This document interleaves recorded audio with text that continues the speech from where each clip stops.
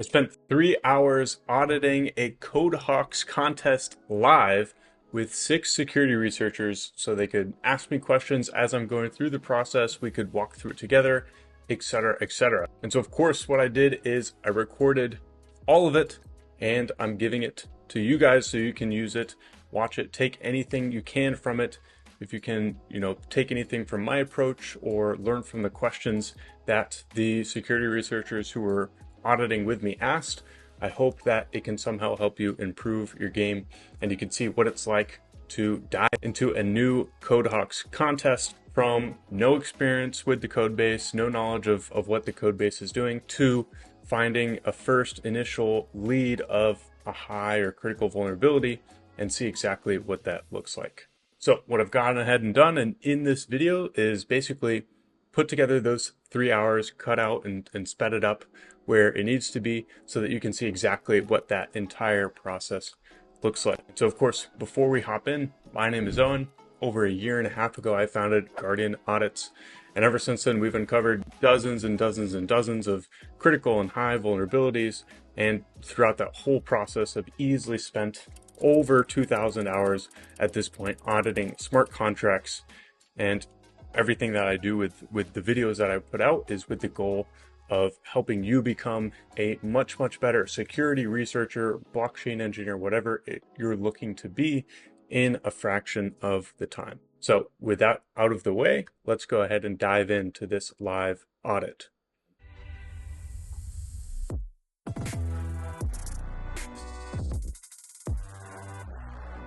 What we'll do is we will find a contest and we're going to find some code to audit.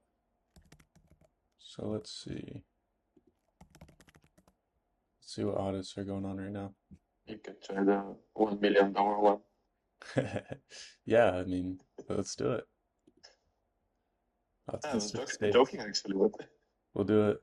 We'll do it next week. How about that? Maybe we'll make 200 grand. That's really good news that there's a really big competitive contest going on. Everyone's talking about it.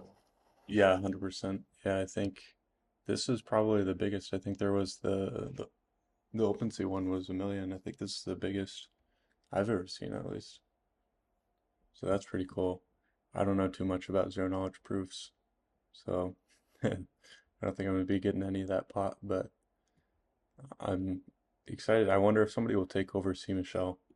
Like imagine if somebody just wins like the whole pot and they go from 0 to number 1.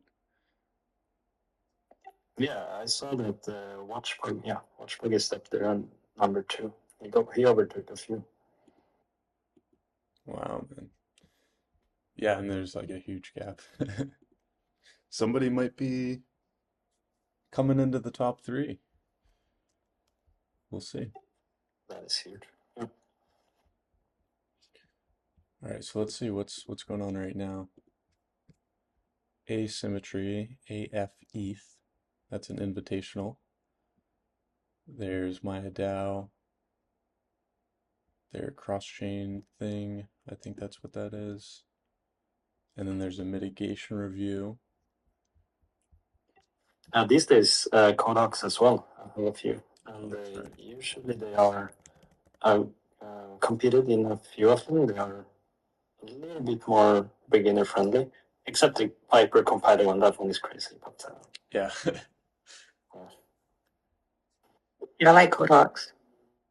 Yeah, Ditto ETH. The system mints pegged assets using an order book. Interesting. Using over collateralized staked ETH. What do you guys think about this one? why not? All right, cool. Let's check it out. Let's see what this looks like. 3,000 lines.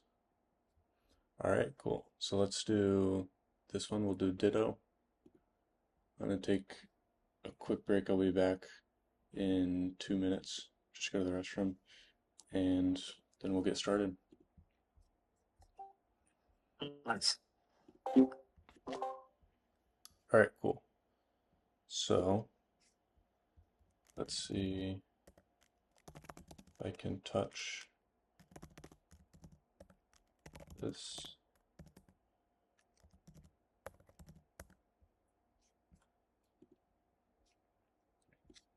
Okay, so I'm going to use this as kind of like our notepad. And here's what I like to do before I even really go into the code base. So first of all, we'll lay out what are the goals, what are the things we want to be able to go in and achieve. And I have a place to just put notes. This to put findings. And that will do it. Just a place to write stuff. Okay, so let me have a look. First of all, let's just see what this is. So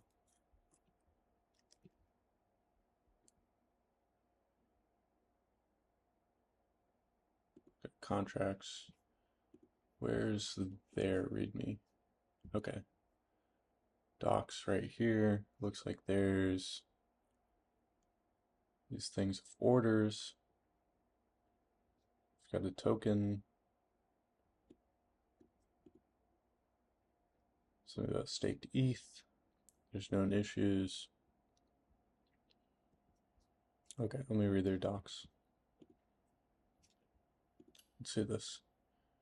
Decentralized pegged asset built on Ethereum.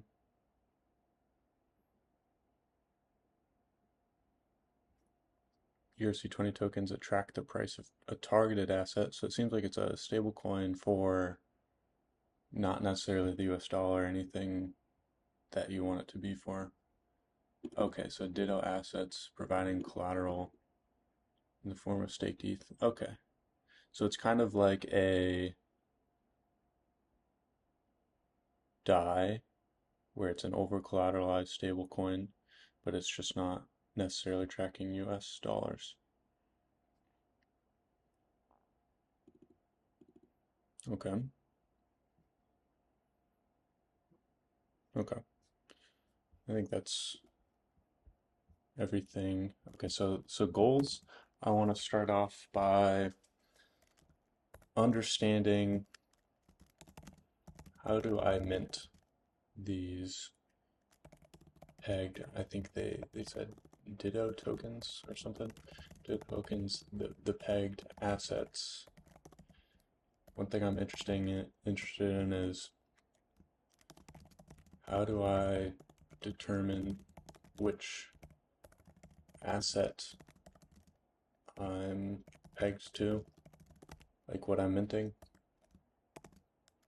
Let's see, you know, always when there's some sort of collateral, how is like health factor involved? Do you get liquidated? I'm assuming yes. How does that work? Let's see what other interesting things. How do I mint Ditto tokens? Yeah, is collateral always ETH? I think it is. So these are the questions that I'm going to ask that I want to get answered as we're looking. So what I'll do generally after I've got my goals like this, I'll go ahead and set a timer. In this case, we're going to set it for, let's go for until the hour. So 55 minutes. That's what we'll set it for. So we got that going. And I'm going to attempt to tackle this. Usually when I'm auditing, try to close out of everything, including like Discord. Obviously we're gonna stay on Discord, but to avoid like, you know, getting distracted or anything like this. So let's find the code base again. I'm going to clone this.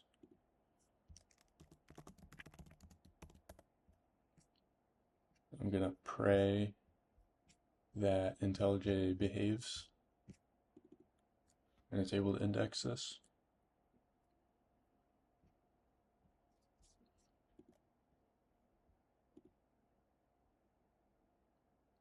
So it's called Ditto. Well, could be out of topic, but why IntelliJ? Yeah, so you'll see, well, hopefully you'll see why I like IntelliJ if it works nicely. It's been acting up lately. So I like to use IntelliJ because of like, let's say, oh God, are they using diamonds? Oh no. Uh, like let's say, let's try and find a good, so that's look, like I can just click and it will go to like, okay, what's this error? Okay, well, that's not working, but command click is like, I really love this. And then also, like if I want to go back, I can just use a command bracket and stuff like this. So definitely, for me, it's just like a personal, I like to use it for navigation and things like this. Just kind of removes my, the friction that I feel when I'm, like if I wanted to see like, oh, where's this function? At least in VS Code, they also have command click, but it feels to me that it only works like 20% of the time or something. So you have to like command shift F and like find that instance or something like this. So it's really just the indexing that is why I choose it. So there's bad news. They're using diamonds, which is just really annoying. So we've got all these facets. So these facets are individual like contracts in that are registered in the diamond. So the diamond contract, basically it's going to be like just delegate calling to the correct facet that belongs to whatever the message.sig is.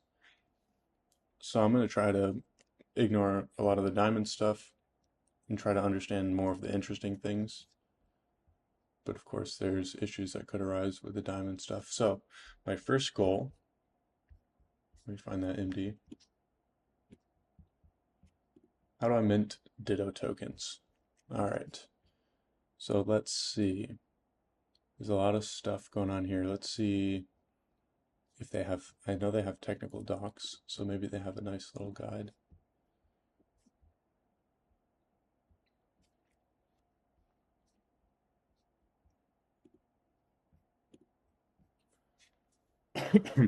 Okay, an order book. Using an order book, using over collateralized staked ETH, system is a central limit order book, limit short order type, a price, and an amount. Okay, this is weird. Okay, so I'm assuming they're doing this order book off chain.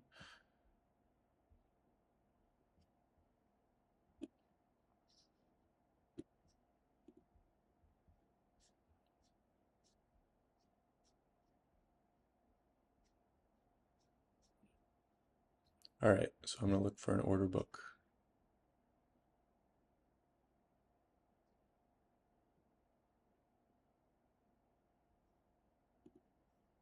Got ask orders. I've got to create ask, create bid, create forced bid,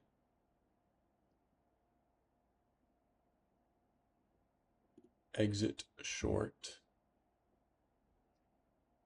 Interesting. Exits a short. So it looks like you can short stuff on here.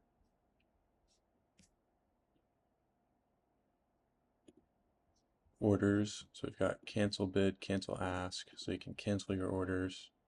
Is this a, yes, this is a contract. Cancel a short. So it seems like I have, if I'm gonna write down some notes here. Seems like we've got bids, we've got asks, we've got shorts.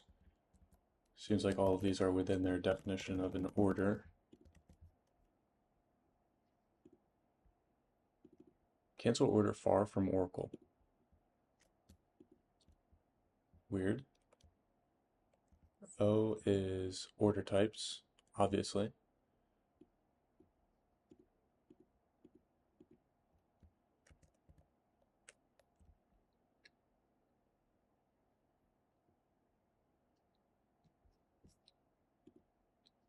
owner stuff, short orders.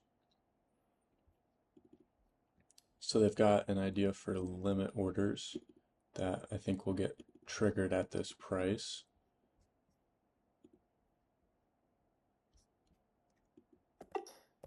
Can I ask you when you code in Solidity versus coding in like any other like normal language, Yep. do your code style change? For example, something I've thought about is that Solidity needs to be that much clearer because it's very easy to make mistakes. Like, have you done any like mental changes? Yeah, I mean, it's been a while since I've written anything else. So actually, like, I mean, yeah, I think certainly there are always like the style type stuff, like putting underscores for stuff like that, that obviously I only do in Solidity. That would be, pretty like obtuse for like Python or something like that. Um, I think, yeah, I mean, it always depends on like what you're making, right? So I think definitely with Solidity, the code is just there's not a lot of the code, right? Like generally in a Python application or something like this, you're gonna have, you could easily have 10,000 lines, 20,000 lines, 30,000 lines. Or I mean, if you work at a company with a Python app or something, like I used to work at Klaviyo, which is like a email autoresponder. They had a Python application for their backend, and it was millions of lines of Python. That's never going to happen in a Solidity code base. So I think in terms of the amount of code, I think, yeah, generally personally, I do a better job of documenting the code and stuff like this, probably just as a byproduct of the fact that there's not that much code comparatively to other languages. But in terms of style, I think I uh, gas also puts an interesting consideration because, sometimes you might be doing something in Python and you're like, okay, I don't really care about hyper optimizing this. Like, first of all, we're writing Python. Second of all, I don't have to pay for gas. So maybe you hyper optimize, you over index on readability versus something that's just more efficient. So that's a difference. But yeah, does that answer your question? Yeah. Yeah, so let's see. And what I'm doing right now is I want to just quickly be able to just glance over all the code that they actually have and just see sort of like what we're dealing with. What are the high level features that we should try to get an understanding of. So short record facet, this is interesting. Increase collateral, decrease collateral, combine shorts, active shorts into one short. So I think another thing I want to add here is like, what are they shorting? I'm guessing the pegged assets. That's what I'm guessing. So that's interesting. Increasing collateral for the short. I'm guessing only valid short record. So obviously we're doing this for a short. Decrease collateral for short. We can combine shorts, which is just kind of gross, but we'll see. TWAP, a vault facet. Let's see what this is used for.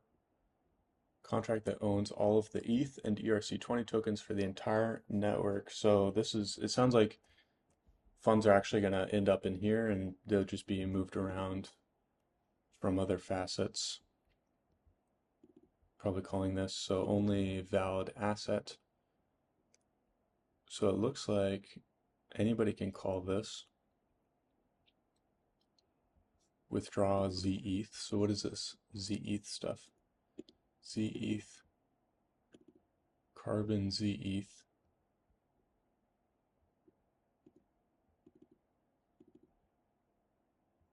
Invalid ZETH.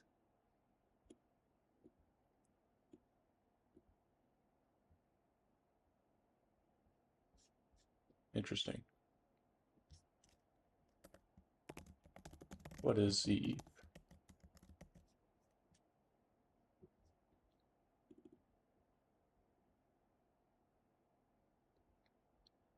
Okay, so I'm assuming, so it looks like anybody can call this withdraw asset function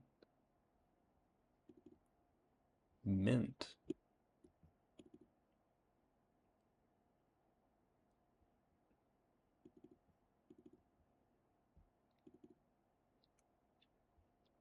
All right, ERC escrowed.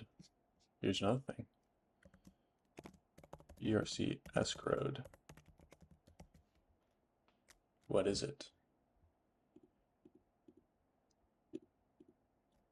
So let's have a look at this. Okay, what is S? Really like the naming here. So let's find out what is S.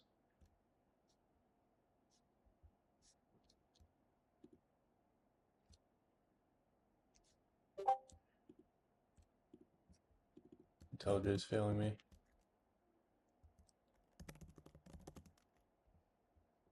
App storage. Let's find out what app storage is. Okay.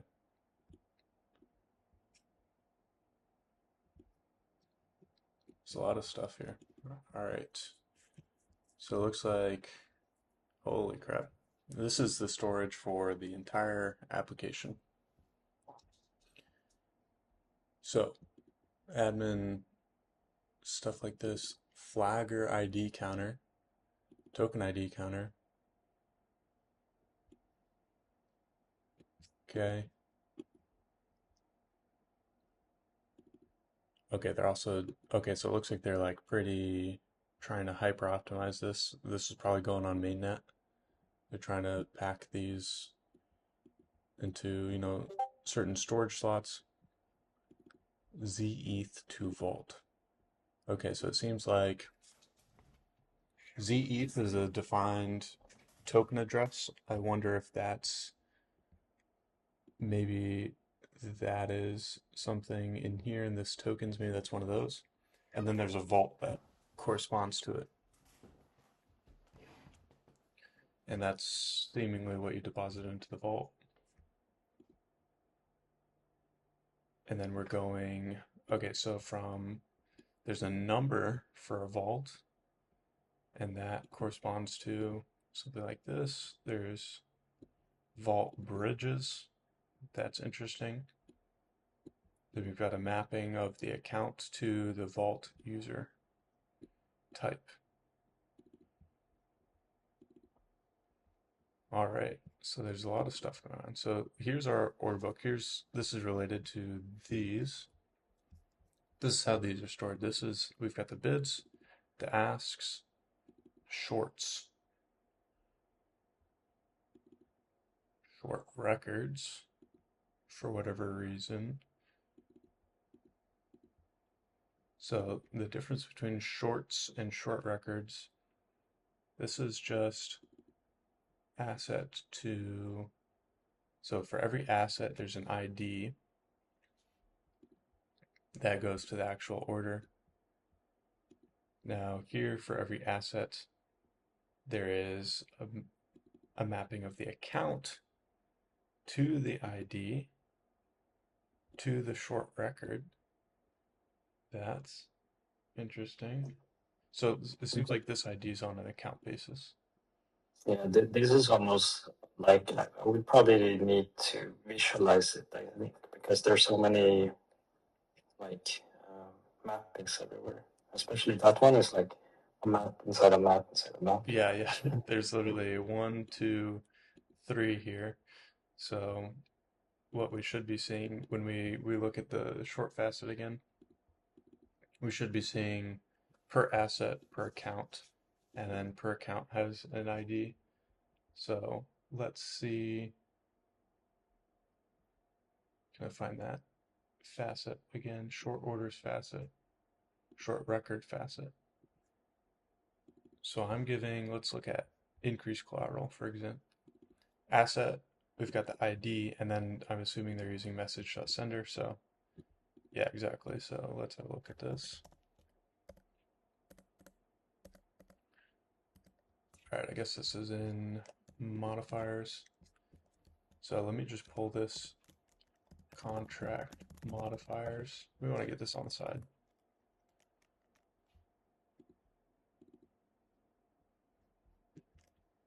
Okay.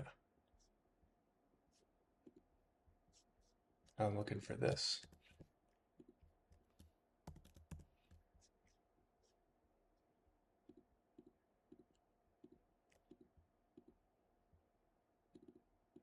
So the shorter is that message.sender. If it is canceled, then it's invalid. Okay. Cool.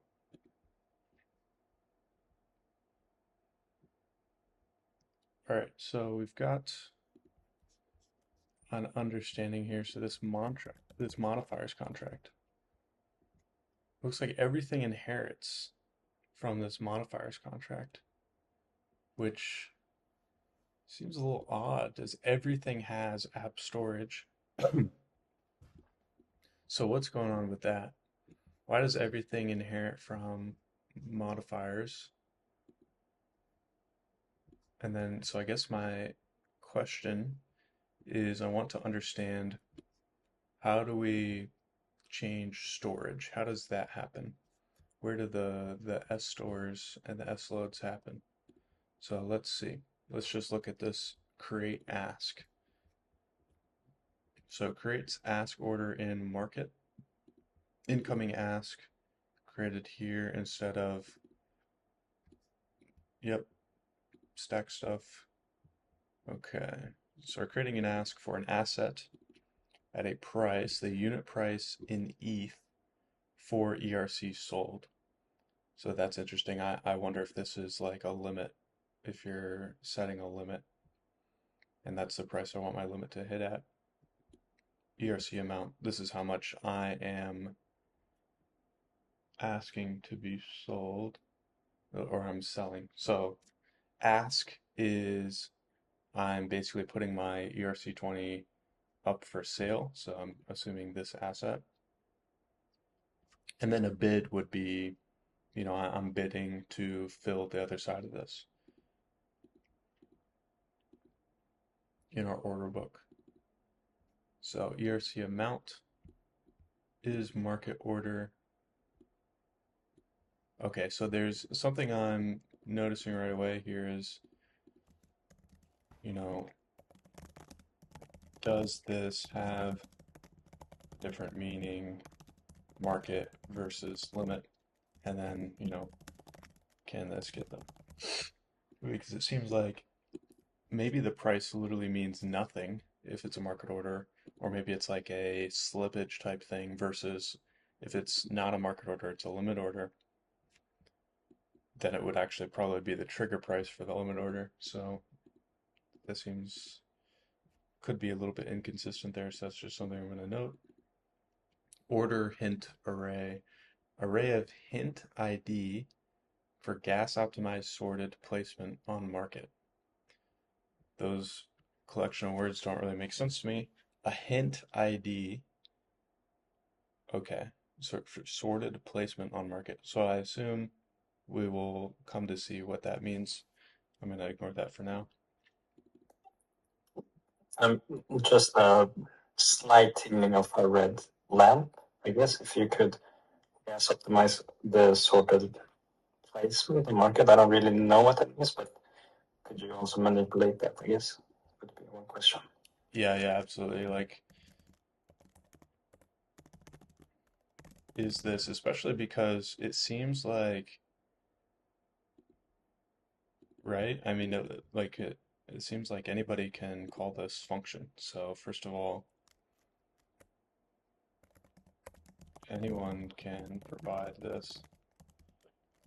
Like, it seems like they might be expecting the UI to be nice and provide the right thing. Anyone can provide this.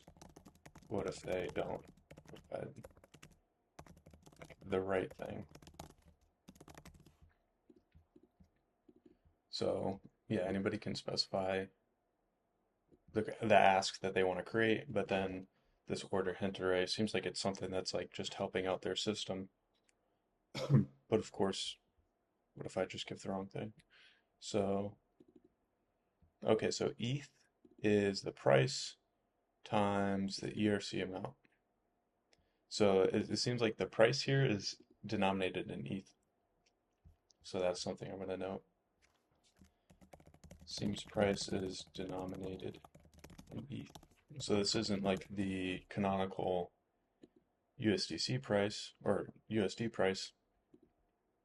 Otherwise, this would not be an Ether amount. It would be a USD amount. So we'll see if that's consistent throughout the system. The min ask. Okay, so they've got some validation there for min ask. Interesting.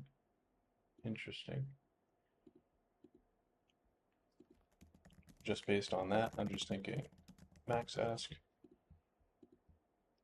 We'll see later on if that's something that they should have.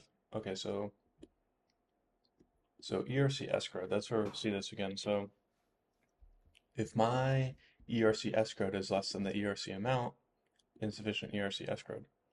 Okay, so I think I'm starting to get an idea of what you have to do is you have to escrow a certain amount of these ERC20 tokens before you can create an ask for them. So there seems to be like a two-step process here. I'm guessing that the vault allows you to escrow these things. Okay, so we've got ETH escrowed. Okay, here we go. So ERC escrowed. So if I deposit into the vault, then I deposit this asset, I deposit this amount, which is like really annoyingly optimized for a uint 104. Like, come on, guys. This is why we need layer 2s, man.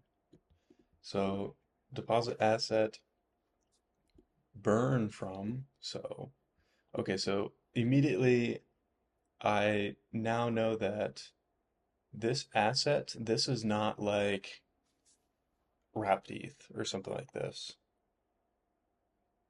I hope, I mean, I don't think it is because like you're not gonna wanna like if they approve you for wrapped ETH, you don't want to burn that wrapped ETH. This has got to be one of their assets. So let's have a look at this. Only diamond. Okay. Not equals diamond. That's right. That's right. So yeah, I'm just thinking about storage collision. Okay, so yeah, so all of this, since this is a diamond contract, all of these facets, they will be technically being the address this during execution of any of these facets is the diamond contract, since the diamond just delegate calls to all of those different facets. So they have their permission to mint and burn whatever this asset is. I don't really know what this asset is supposed to be. Like you can create, this is the thing that you can create asks for, the market. So it seems like the asset is a market asset. So let me just go back to the vault here again. Deposit asset, deposit ERC20 token into the market system. So this is like a market asset. That's what it seems like. So they burn from, so somehow you get that asset. That remains to be seen. So how do you get market assets?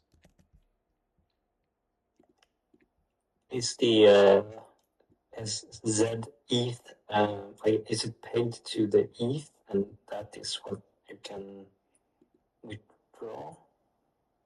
Yeah, so ZETH, let's see, deposit ZETH into market system. So let's see, ZETH and then an amount, which is obviously a uint 88. If ZETH is the carbon, okay, so there's a vault for that. That's specifically for that. Else there's like a mapping. And then so that's your vault. Okay, so this is interesting. Okay, here we go. Here's a key detail. Okay. So here, let me just have a look at this vault user mapping.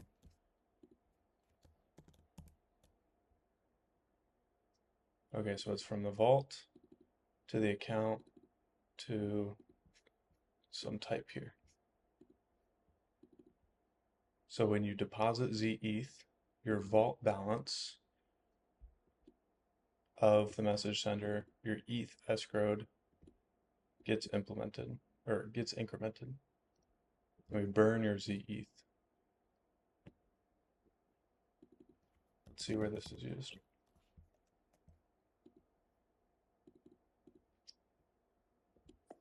And was the one for ERC escrowed as well, or was it ETH escrowed? Yeah, so there's ETH escrowed here and then ERC escrowed here.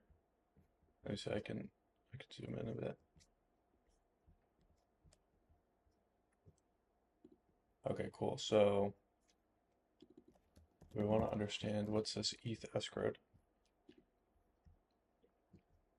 Create bid. Interesting. So, aha. So the ETH escrowed matters for the bids. So when we're creating a bid, we need to make sure the ETH escrowed is less than the ETH amount that is being asked for. So let's see. Yeah, right, because I'm going to be buying this thing. If this bid gets filled, the money is going to come from the amount that I have escrowed. So, follow-up question. Here's like, I guess we'll start another potential issues. I think this might be something that might get them. We'll see. Situation. I create a bid. At this time, I have enough ETH escrowed. Time passes. I remove escrowed ETH. My bid gets filled. Where did the ETH come from? So that's something we'll look at. Okay, so the ETH escrowed matters for the bid.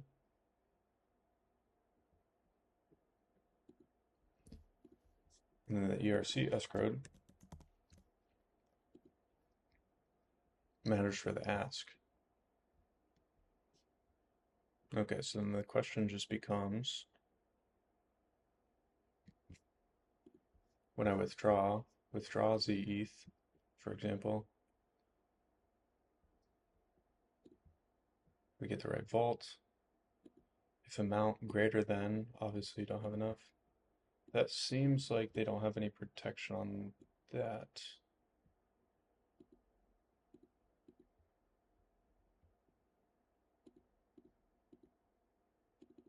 Oh, this, okay, hold on.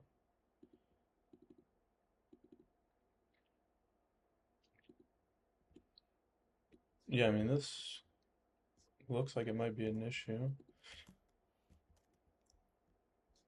So what I'm thinking is this ETH escrowed, it gets decremented. We only validate it when we first create this bid. So we'll hop here.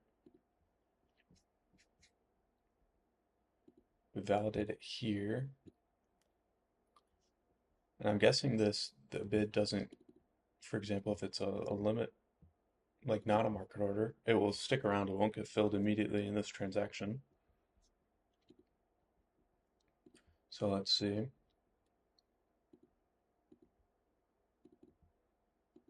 So we set all this stuff on the bid. Okay, so yeah, you can have market or a limit.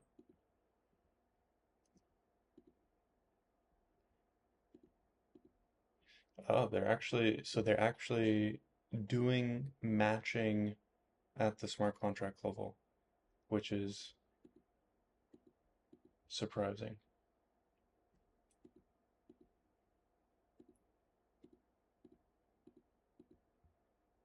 Oh man. So they must be sorting these asks. I'm actually expecting to see something like a loop somewhere. Okay, here it is. Here's the loop. Okay, so I think what they're doing is they're going to be iterating through the asks, and they're going to, yeah, almost kind of do like a kind of like how Uniswap has like a, you know, price limit or something like this. They're going to swap up to something like your price.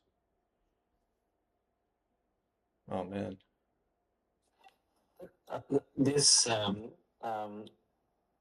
immediately thinking that for loops are already like kind of scary for DDoSes. Yep.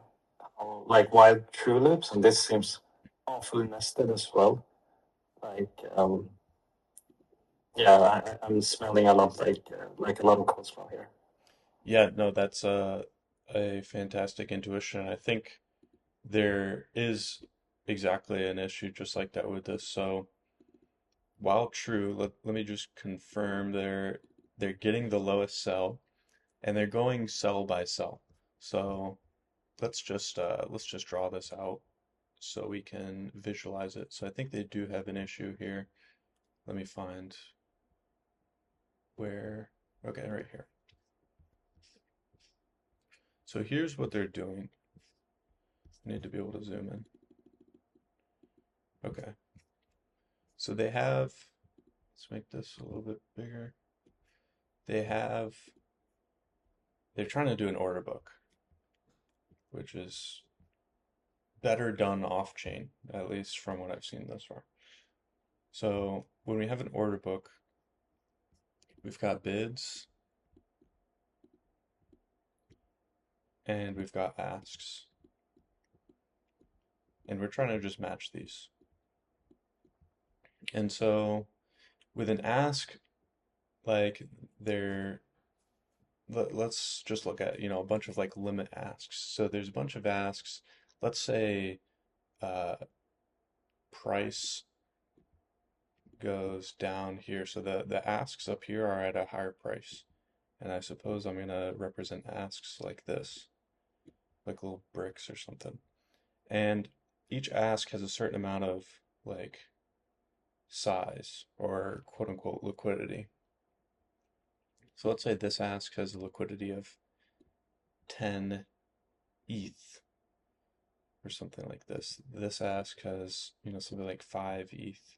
And these are all at different prices. So let's say this is, we're just going to totally make up prices. We're going to say this is at a price of $5. This one's at 4.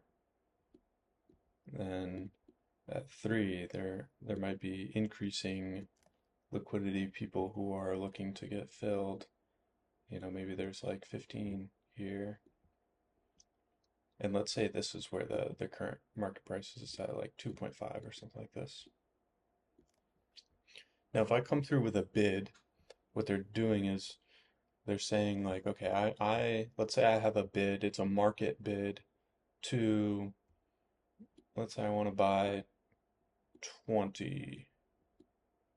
Like that's how much I want to buy. And we'll see if they have like a price limit or something like this. We'll see what that looks like. But it looks like what they're doing is they're going through in this while loop, they're saying, okay, here's the first lowest ask. This is the best one that any market bidder, they want to get filled at the lowest price, right? So we're going to start here at the lowest ask. We're going to get you filled there. So we match these guys up, right? So now this guy gets 15 from this, and he gives the asker their $3 per 15. And so the bidder, they're not fully filled from that. They filled 15, so they're partially filled, but they still have 5 left over. So they get 15 filled, and you have 5. Now this guy, he's fully filled. So in our while loop, we go to the next one. This is the next lowest. And they literally have a function, get lowest sell. So and this is inside of the while loop. So we do this over and over again. And then, so this guy's 5. So perfect. We'll match these guys up.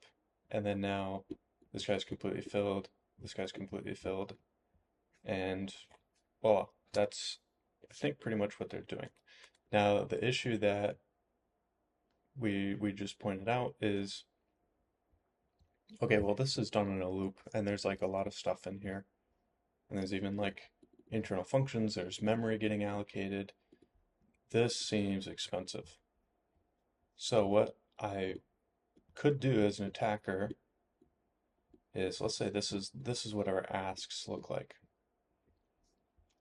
What if I create a bunch of different asks, and it's like, so this is really, you've got like a ton of zeros here, right? Because if it's ether, there's like 18 zeros to say, hey, I've got 10 ether here. Bunch of zeros, right? So these are actually like veritable amounts of ether. Dot, dot, dot. What if I just put one? A singular way. Now I have to check. I think they do have some sort of minimum deposit check, maybe, or minimum ask. They might not. They actually might not, and this could be a really big issue. But what if I just create a ton of these?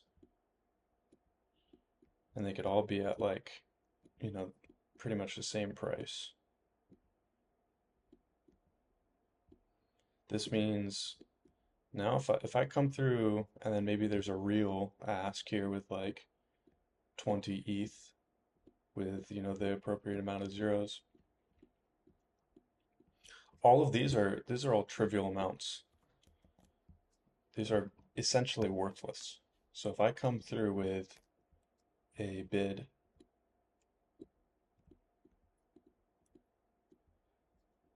let's say I have one market bid and I want to buy something. I want to buy, maybe even just 5. We've got to go, and in this while loop, we've got to loop over this. We've got to loop over this. We got to loop over this. We go here, and then what happens here? We run out of gas. And so we can never fill this. And basically the entire exchange just gets completely, basically DOS. Like you can't really fill anything unless you're going to fill it in these really small increments. So let's see if that's possible. So the question we need to ask to see if that's possible is we go to create, we need to go to the ask facet, right? Creating asks. Okay, look at this. So they've thought of this, and they've got this minimum ask ETH. So let's see here.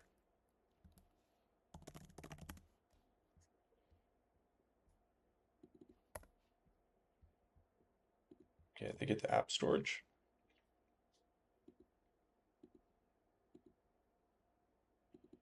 Okay, so it seems like they're allowing some arbitrary thing that will get set in the mapping. But that is basically going to require that, hey, if you're going to do this, you can still do it. You can still do this. You just have to put like a minimum amount of value into each one of these such that, you can still technically pull this attack off. It's just going to cost you a significant amount of capital.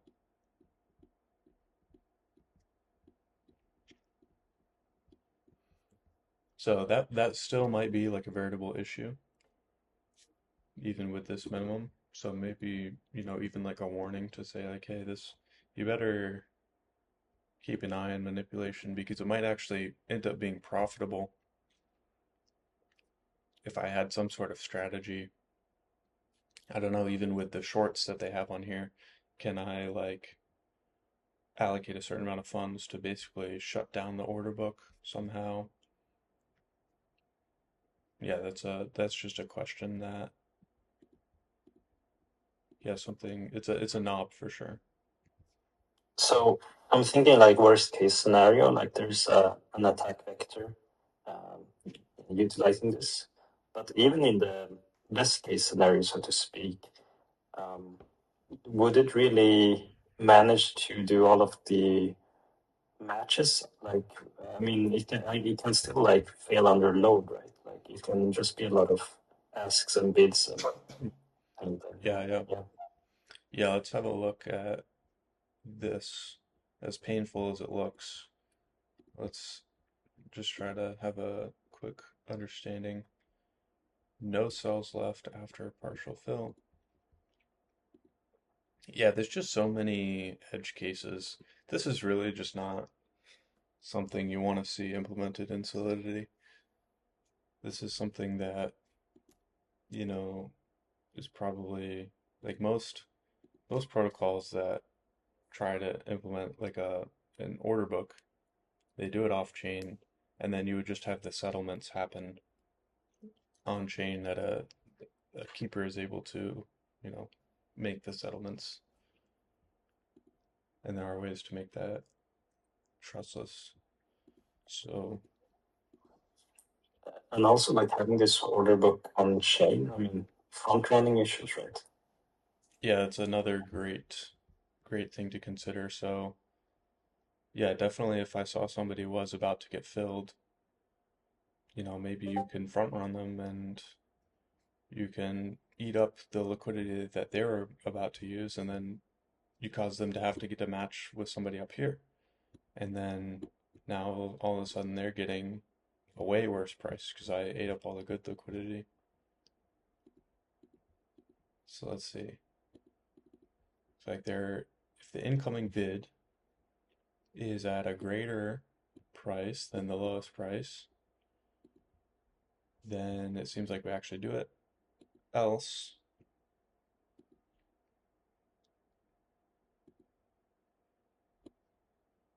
it seems like we add bid. So it's almost like we stash it. We match the incoming bid. What does this do? Match incoming bid asset. Match total. So match total. Let's look at this. Of course, it's a struct. So this just carries the information about, okay, how much was filled, throughout all of these iterations, throughout all of these different matches.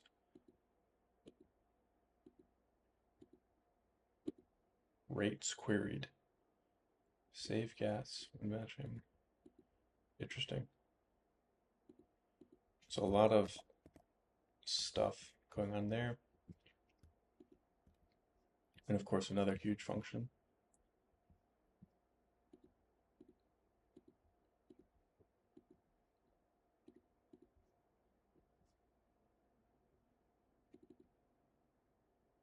If a short was matched, and they're doing all this stuff.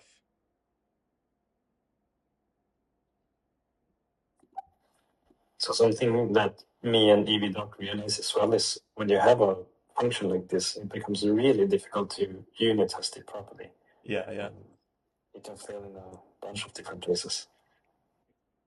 Yeah, 100%, especially like when you have like these functions within each other, like this is just a part of another huge function. Okay, so, and then this is interesting. ETH escrowed. So this part is really the interesting thing to me. So the app storage, the vault user of the incoming bid. So we're changing both the ETH escrowed and the ERC escrowed. Okay, so in a bid, we've deposited Z ETH, and they're going to basically subtract, okay, how much was filled in ETH, basically how much of my Ether, so on this side, I'm providing Ether and I'm asking for 20 ERC tokens. They're providing ERC 20 tokens and they're asking for Ether.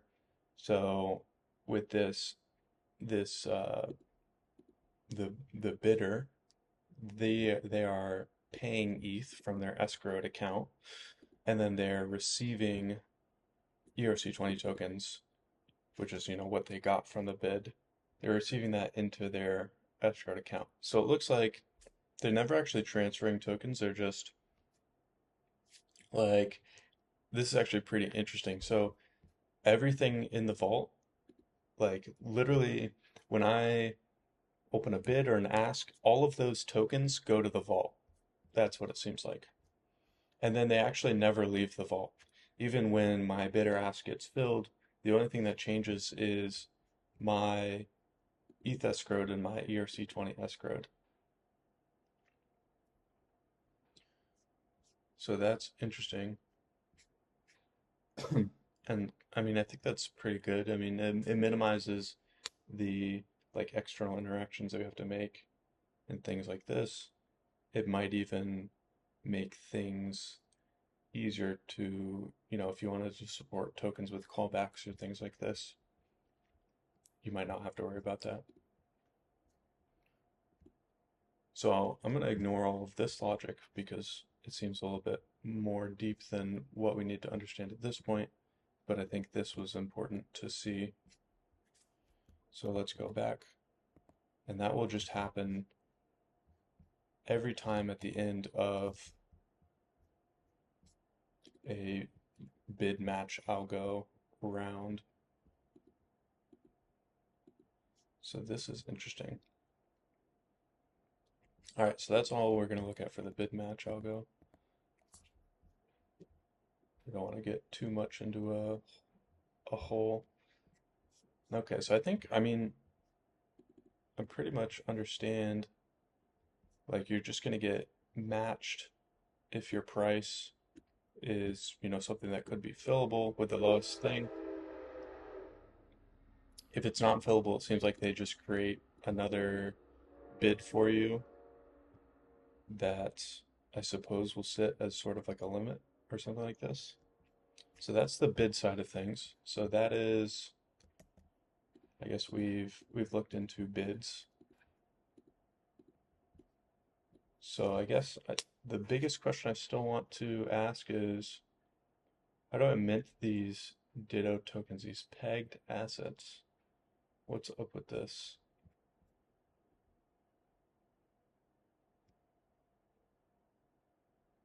I think we want to look at,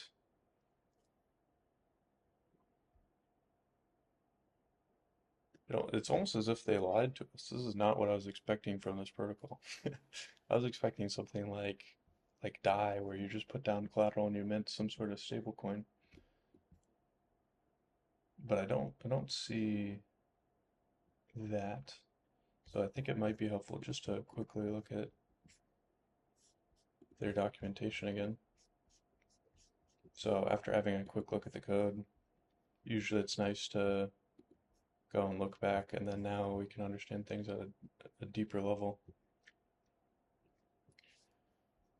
Okay, so it's a decentralized pegged asset issuance protocol built on Ethereum. So let's see, where pegged assets are ERC20 tokens that track the price. Okay, this actually this clicks now. This makes sense. So the pegged assets that they're talking about, this is when let's go to the vault. This is when they like deposit asset. This asset, which is their like little like mock token, this is what they're talking about. So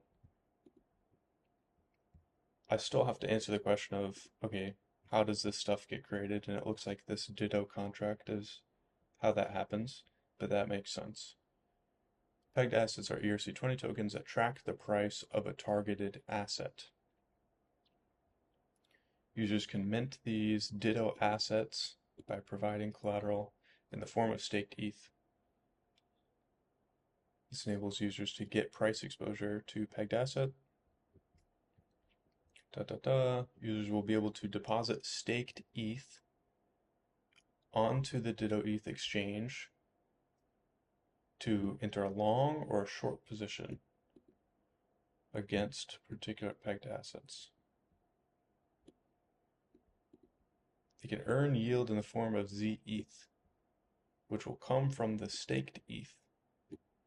They will also be loaned staked ETH from the long trader. This additional collateral earns them staking rewards. You can create, manage, and speculate on peg tokens that can represent any financial instrument in the world.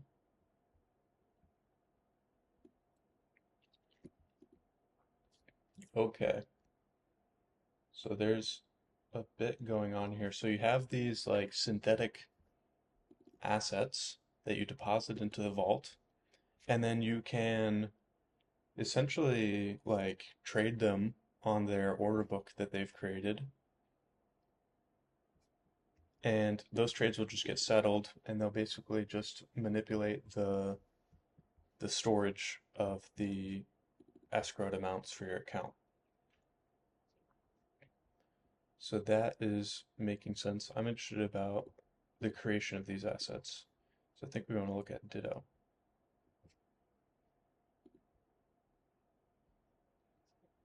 Okay, so obviously only the diamond can call it.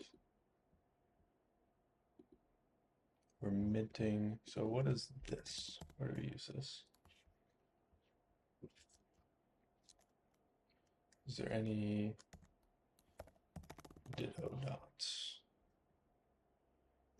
Yield facet. Okay, this seems like it's something else. Maybe a reward token. Ditto match reward. Oh, maybe this is this ZETH? Is that what it's supposed to be?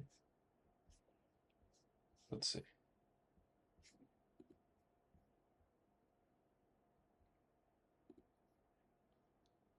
Let's see, what is tokens?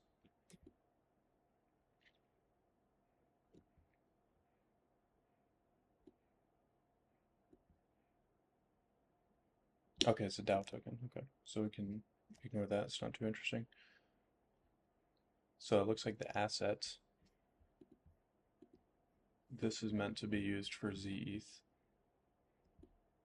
I don't see a ZETH.sol.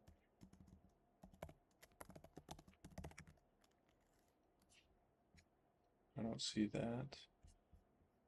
So maybe that's just a use case of those. Stablecoin for USD backed by ZETH. Interesting. Yeah, via asset.sol. Okay. So I'm assuming they'll have a price. So maybe like a mapping where you're able to get the price for whatever the asset is.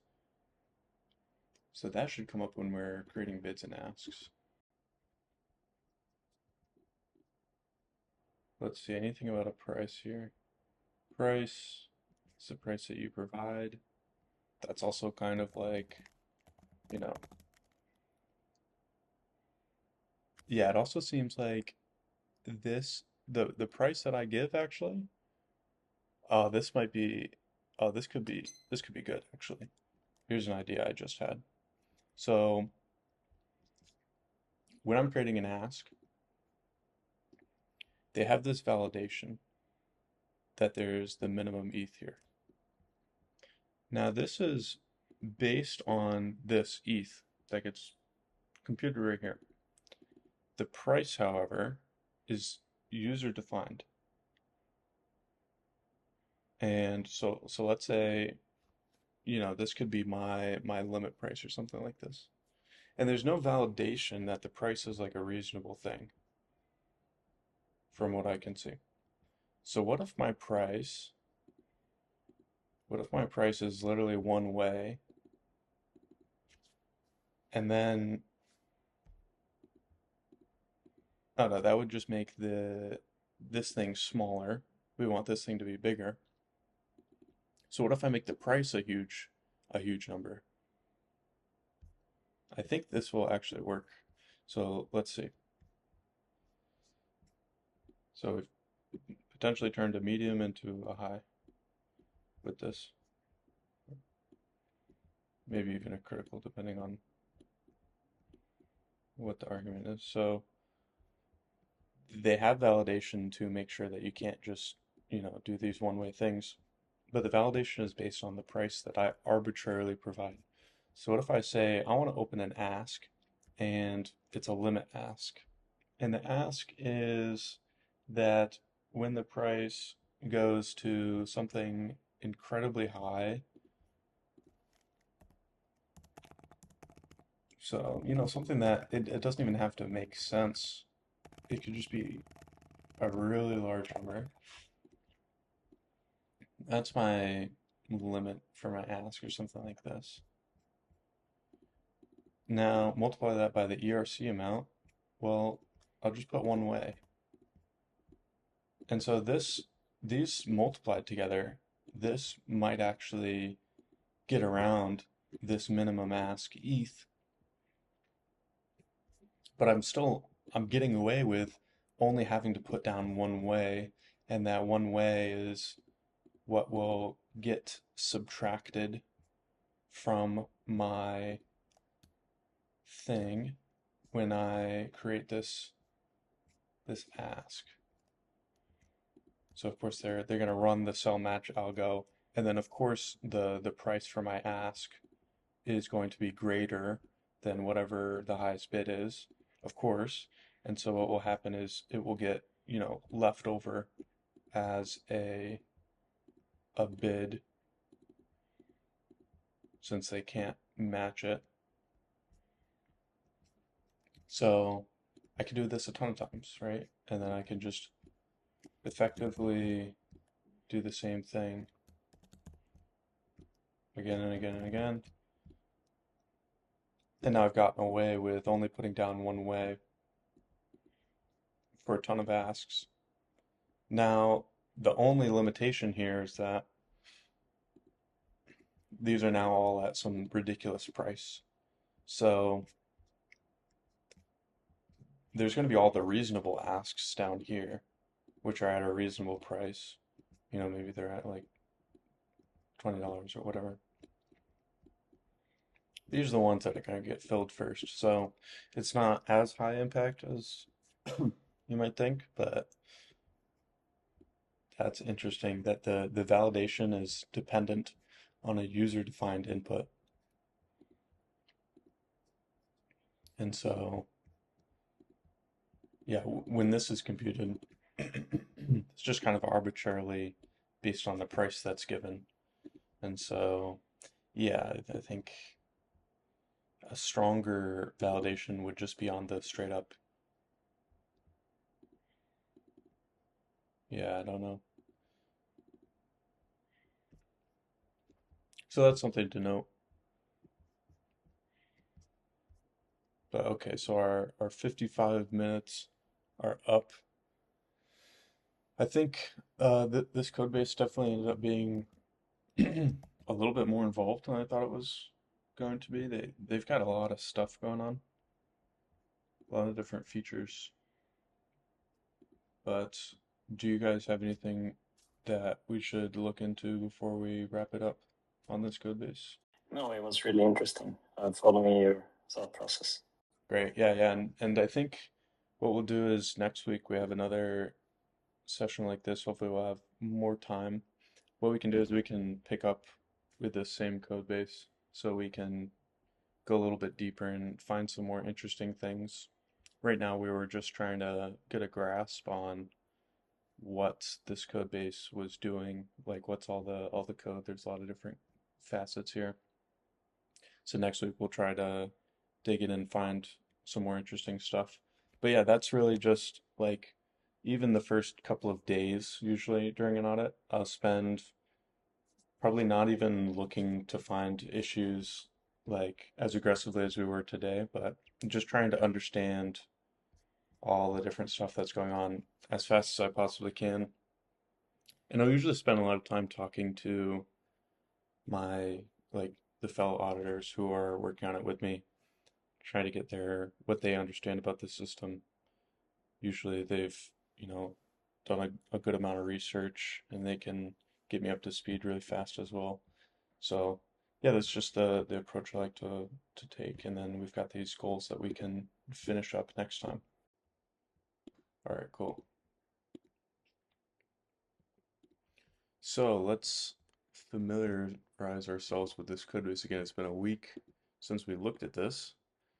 So let's see. First of all, what I'm going to do is I'm going to set a timer for, let's say, 50 minutes. What we'll do is we'll go for 50 minutes. Yeah, we'll do 55 minutes. How about that? We'll go for 55 minutes, and then we'll take a probably like a 10-minute break or something like that, and then we'll come back. We'll do another 55-minute session, and we'll see what progress we can make. So we get that started. All right, cool. So let's have a look at our goals. So minting Ditto tokens, I don't think we fully figured that out. I don't think we fully answered how do I determine which asset I'm pegged to. I think we started to look at health factor. Liquidations we didn't look at.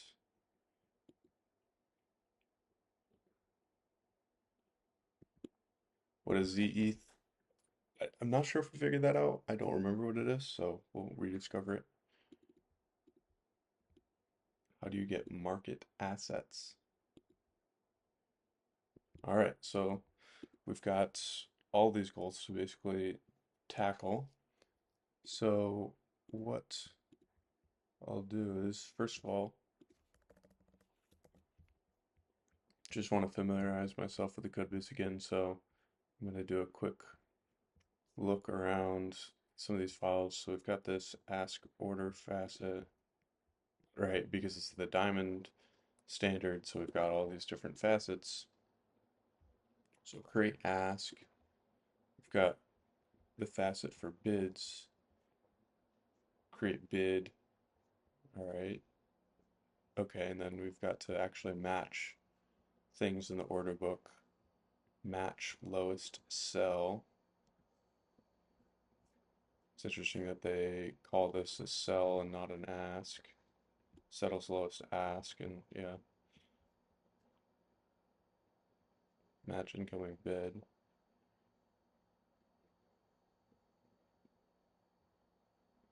And this is gross. Never try to build an on-chain order book. All right. So we've got those two. There's a router for a bridge. So what is this? Bridge router facet. So you know when you said you never try to build an order book on chain? Yeah, like an on-chain order book is just it doesn't really work with the EVM, right? Like by the nature of an order book, you have to store all the different orders, and then you've got to loop through them to see which ones can be matched up. And it's a lot, it makes a lot more sense to just implement the order book part off chain and then have I all see. of that. And most order book, like quote unquote DeFi order book protocols do implement the order book off chain. So, but it's interesting to have this completely on chain. I think we're gonna get them. We're gonna get them. There's no way that it's bug free. Okay, so they've got some bridge stuff going on here.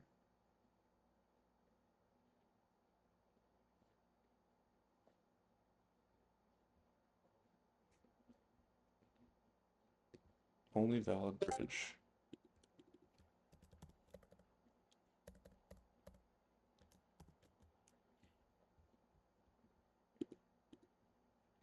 Okay, so I'm not sure if this means that it's, they're cross-chain, but we'll see. Diamond cut, diamond loop, exit short. So you can exit a short, exit a short.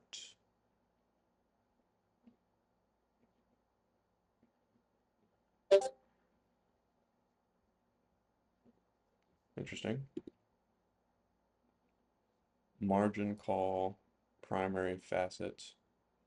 Okay, so this is where the liquidation side of things is coming in. Flags short under primary to be eligible for liquidation after time has passed.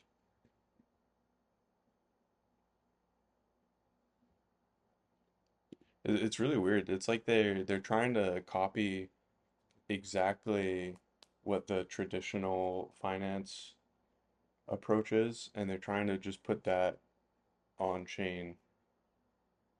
But it's like you're not really thinking from first principles and implementing exactly like what makes sense for an EVM contest context to actually achieve the outcome. You're just saying, oh, this is how it works in TradFi. Let's code this solution on chain. That's why, so they have like, margin calls and things like this. So it sounds like instead of liquidating someone in a single transaction, you flag them to be eligible for liquidation after a certain amount of time. So we set flagger. I assume we're setting some sort of timestamp. Yeah. So time diff. Where does this go?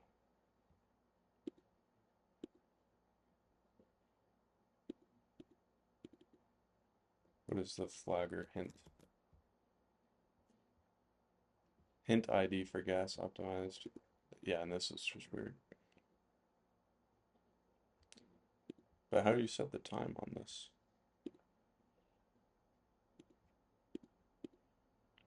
All right, well, that'll be something that we come back and look into. Where is the time even set here? Okay, then they've got liquidate, and then I assume this is based on update Oracle. It's got to be based on the time somehow. So that's probably can liquidate.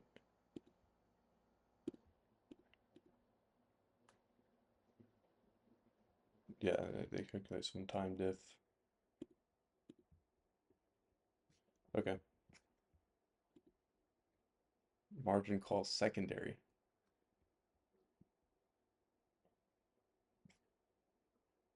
Liquidates a short using liquidators.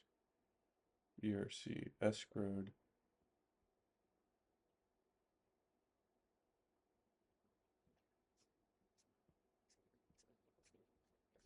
Alright, for some reason there's secondary liquidation. I find it a bit interesting when they are super optimized, like they have like uint 96, uint 80. How do you count for that? Yeah, when they have this, yeah, they're like uint 80 and stuff like this. Yeah, I mean uint 160, for example, that makes sense because it's directly correlated to addresses. But Yeah. this has some kind of yeah, other stuff. Yeah, let's see like uint 88 here for the liquidator collateral. It's like why do they, it must be like that in the storage. So I think the root cause of why they have all these weird variables is if I can find the storage here, they must just have a bunch of like packed storage slots here. Yeah, like uint 24, uint 40, uint 8.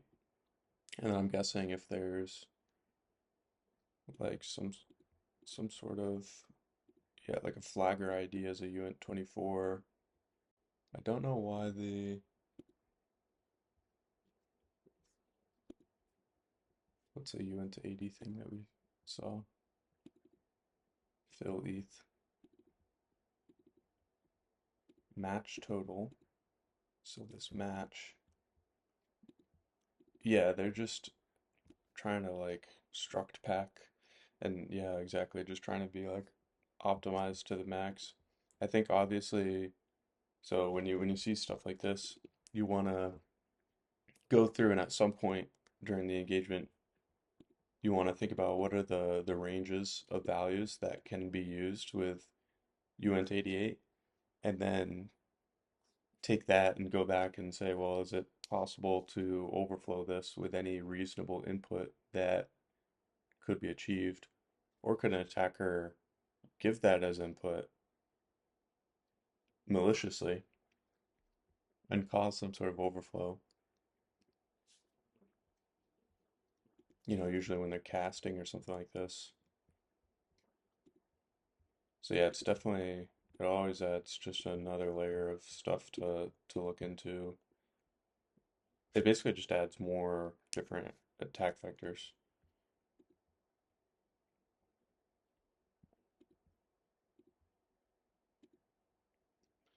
So yeah, generally I'm not, I mean, I understand you want to optimize the storage slots, but I'm not a fan of it because it just gives us more work.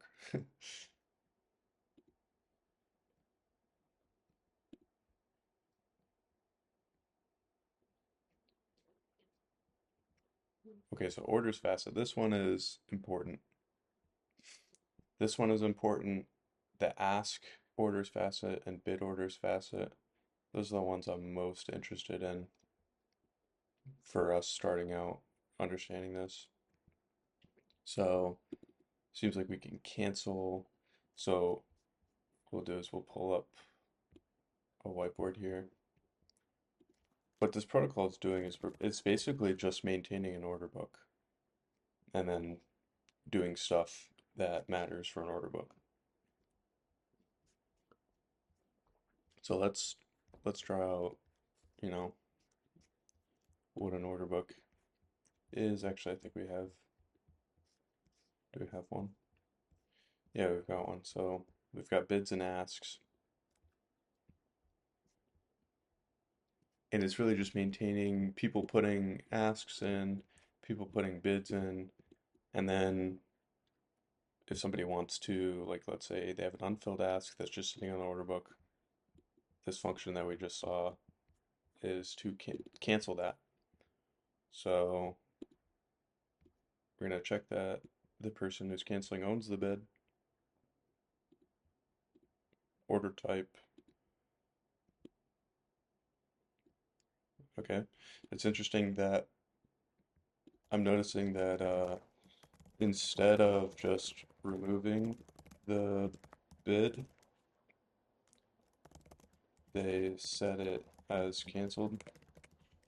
So like technically all that information in the mapping is probably still there, which is not a bug in itself, but it's just something that could lead to an issue if maybe you're not checking the order type or something like this, or maybe you fail to update it correctly. But that's something interesting. All right, so we've got the vault, right? And I think we started to get a basic understanding of the vault. I'm going to be honest, I forgot most of what we went through, so we'll have to look through that again. I think the vault is where, yeah, the vault, I think it's a different separate contract where the people actually put the assets into. So this is my hypothesis on the system. I don't really know if this is how it's going to be set up exactly, but here's what I'm thinking. We've got some vault contract. Everybody puts their tokens in here, and then they get some sort of, balances in a mapping or something like this. Yeah, it looks like there's a vault per asset. So let's say this one is for die or something like that. So I put my die in here, and then what the actual system will do, I don't know, there's some diamond contract here which implements all the functionality of like the orders facet, the bid facet, asks facet, all those things. I think this contract, this is where people can say, I want to open a bid. Let's say open, or we'll say B for bid. I think what they're going to do is they're going to say, okay, we're going to check your account in the vault. We're going to make sure that you have enough deposited, and then we're going to mark some of that deposited die as being utilized and belonging to this bid, or something like that. That's my hypothesis. Let's see. Okay, yeah, and I think that ETH escrowed. Okay, this is interesting. So the vault seems like it doesn't accept die. It seems like it accepts ETH. Maybe always it accepts ETH. We'll see in a second. And so what we're doing is ETH escrowed. Oh, so the ETH escrowed must get deducted. So when I open a bid,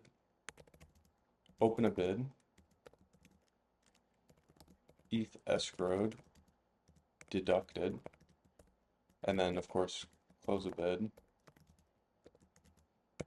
ETH escrowed, incremented.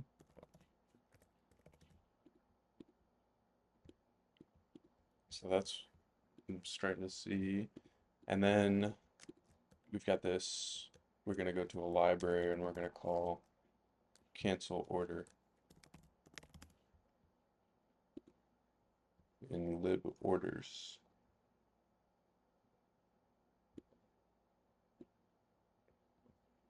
Okay. Okay, and then so they have some head stuff going on, head and tail. Okay, so it's a linked list. So links of ID in the market.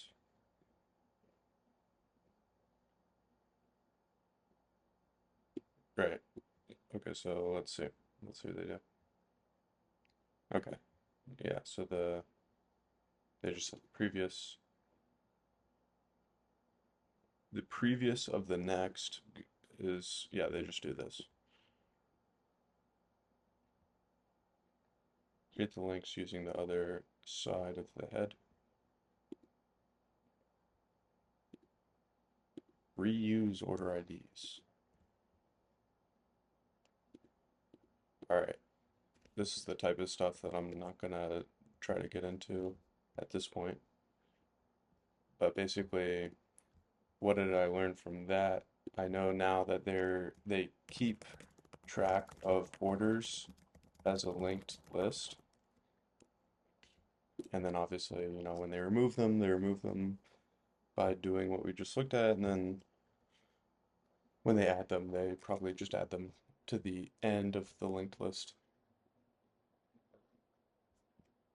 I wonder if you can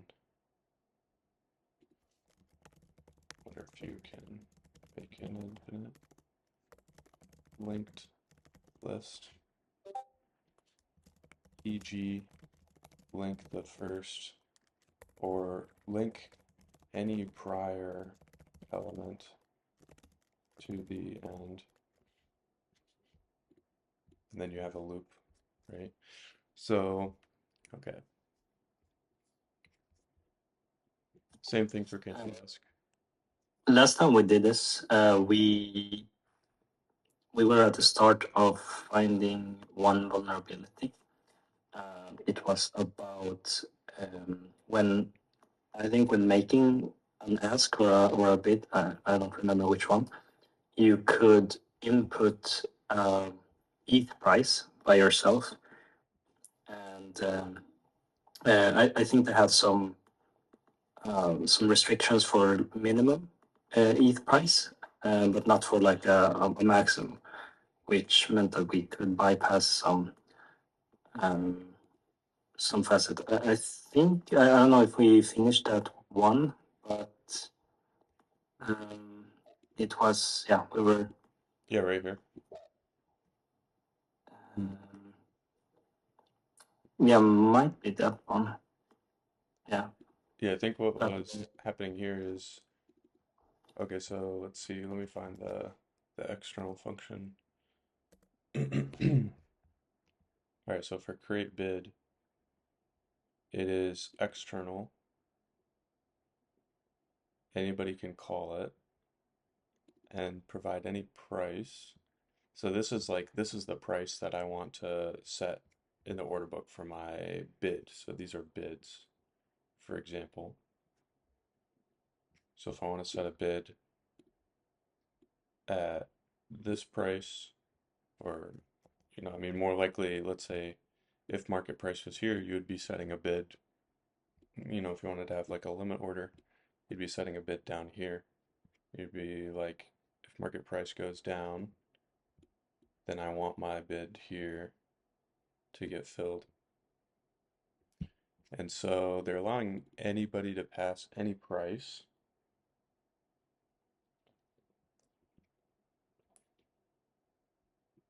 Let's see if they do any validation on price.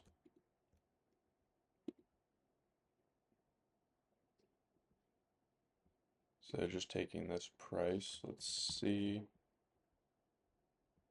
I don't see any validation that the price has to be within any certain range.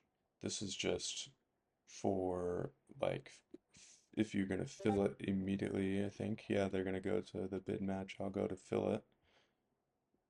And then obviously if it's market order, then they're gonna add it to that linked list. So just to illustrate what we have going on here is we've got these bids and then asks on the other side of the order book. And let's say the current market price is here. If you go up from here, that's a higher market price. If you go down from here, that's a lower market price. And so if I create a bid here, there's all these asks that are above market price, people who are willing to sell above current market price. That's exactly why market price is right here, is because people are, selling right at market price or right above it. And there's a small spread. Spreads will be an interesting thing to look into. But if I put a bid here, well, that's going to get matched up with an ask because it's above market price. So somebody is like, for example, if the current market price of, let's say, ETH is $2,000, let's say this is $2,000, but then I want to I want to get my my ether sold really quickly, filled really quickly. I might just put up a bid for, or yeah, I might just put up a bid and say, hey, I want to buy ether for $2,010. Go a little bit above market price and say, hey, I'm willing to buy a little bit higher. And so these people who are selling, so we'll make it really clear, this is the sell side.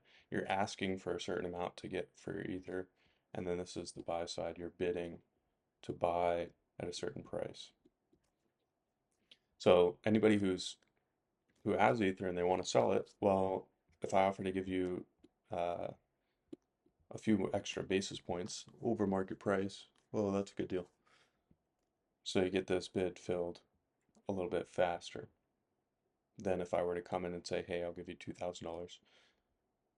Now, if I put in a bid and I say, I want to give people $1,800 for one ether, that's what I'm willing to buy at. Well, nobody on this ask side is going to sell their ether to me at that rate, at that price, until we get down to 1,800 in the order book, because people who are selling, they're always going to take the best price for their asset in an efficient order book. So we're going to sell to whatever bids are above mine at 1,800. And you can imagine there are a ton of bids that are around market price and things like that. So what I'm doing when I create my bid for 1,800 is I'm setting what we know as a limit order. So once price goes to 1,800, then our limit is going to hit and we're going to get this bid filled. So that's exactly what's happening here. We're creating a bid. They're doing a bunch of solidity stuff. And then they're asking the question, is this bid price greater than the lowest ask. So do we have a situation like this, or do we have a situation like this? That's the fork in the road here. So the situation like A up here, that goes into this condition, and then we are doing some solidity stuff, and then bid match algo. So bid match algo is this, it's basically what this arrow is right here. Saying, hey, I've got this bid, what's the lowest ask, and then we're going to fill that based on some volume. So there's a few interesting things here. It's what if, let's say, what if asks are at the same price? How do you determine who gets filled first? Does it depend on order of ask creation? Then we would have an issue with front running. Maybe. So that's something to look into later. But okay, so as we were looking into previously, these two lines here. So we allowed somebody to pass in any arbitrary price. And the reason we're looking at this is because this is probably one of the biggest issues of implementing an order book on chain, is that if I have a ton of really small bids, so we went through this last time, so I won't spend too much time explaining this, but a ton of really small bids that could literally have one way, a single way, so like literally a dust amount. Then when I make an ask, let's say I make an ask right here, we've got to go through all these bids. And so from a gas perspective, we can see in the bid match algo, there's going to be a while true loop. And that's going to iterate through each one of these. So if we can make it have to iterate through a lot of them, then potentially we can make the system not work. It will overflow the block gas limit to try to execute an ask. So let's have a look at this. So they're saying that the min bid ETH, so that they're requiring that you have a minimum value in your bid. And this is to protect against that. It's to say, hey, you can't just put one way here. I want you to put one ether here. Or, $50 worth of ether or something that's non-trivial. So it would cost somebody a lot to pull off the attack. The attack is still technically possible, but okay, if you did have significant size in each one of these, well then it's just like those are like actual bits, and so people's asks will get filled after like one or two of them. So let's see. So the core thing we were looking at here is because there's an arbitrary price that's provided that affects this validation. So we have a required minimum value. This is on the asset. Okay, yes. So for the asset, whatever that is, if it's less than that minimum, then it will revert. So you just have to make it greater than the minimum. So what you can do is you can give a really high price, like as a UNT80. So you could conceivably give the maximum value for the UNT80 as the price. And then even one way times the max UNT80 is going to be greater than that. So that's how you can still provide one-way things here. And since this is on the bid side, what we've done is we've put bids at a really high price. They're really high up here. And actually, this is probably a critical issue actually, because these bids, the higher bids, these are the ones you have to go through first. right? So when I make an ask, I want to I want to get my ether filled at the highest price possible, right? So if we had an order book where this is literally the max you went to 88, so this is like an insane price. This is like $4 quadrillion or something absolutely insane, right? So this is like price infinity nearly, and then you have all your regular bids dot dot dot, and this is like price $5 for whatever token, or let's make it also relevant to ether. So this is like here's where the market price was, is at $2,000, and then what we do is these are all the normal orders. So maybe you have like another one at $2,000 with a different amount of size. These are all the normal orders in the order book. What I do as a malicious actor is I come in, I create all these bids at infinity, and they're all one way. So now when somebody comes in on the ask side, what they do is they, like I create my ask. So I'm gonna create an ask at, market price or something. Well, I mean, so technically what I've done here is I've moved market price for this system up to infinity because there's like size available up at infinity. So when anybody makes any ask, they're going to start getting filled with these highest bids, and we're going to have to go down. Well, if I just made 4,000 of these one single way bids, then you're not going to be able to fill any ask. And so then basically the whole protocol is broken. So if we look at the Owen, are we sure that there's no limit again? Like, can we put one way at the top? what do you mean? Meaning that I would ask for an infinite price, but is the bid like amount one way? Is that possible? Is there a limitation on that? Or Yeah, even if it is, it's so not strict enough. the limitation on creating a bid is right here, right?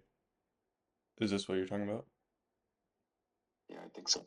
Yeah, so the reason we're able to get around this is because we multiply the ERC amount by the price. But if I provided the max UNT 80 as the price, then even one way of actual ERC amount, whatever this is, any like one way times the max UNT 80 is going to be a pretty Yeah, big yeah. resulting value. And Eight. yeah, and so Yeah, certainly that's going to be greater than the min bid. So then we'll be able yeah, to I see. pass this validation, but still have actually only provided an ERC amount of a single way. Yeah, exactly. Thanks. So what will happen on the ask side is every time we create an ask, it looks like asks don't need to be concerned with. Okay. Sell match algo. I'm interested that actually it looks like there's no limit logic for ask, but I guess that's another note.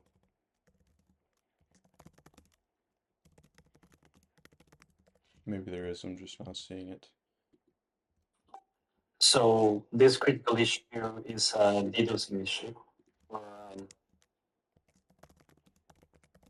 yeah, is it a DDoS issue? Since we're making internet bits, Yeah, and they have exactly. to.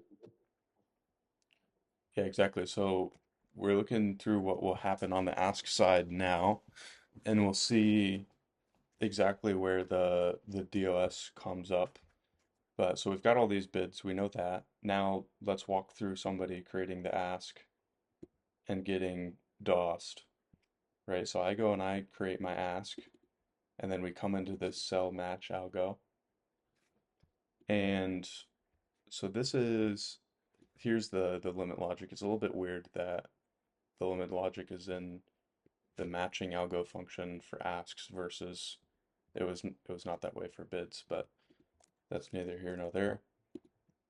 If the ask price is greater than the highest bid price, then they're going to add it to the order book as like a limit. So for us, obviously, the bid price at infinity is going to be greater than whatever, maybe if somebody made an ask at, oh, I want to sell my ether at 2010.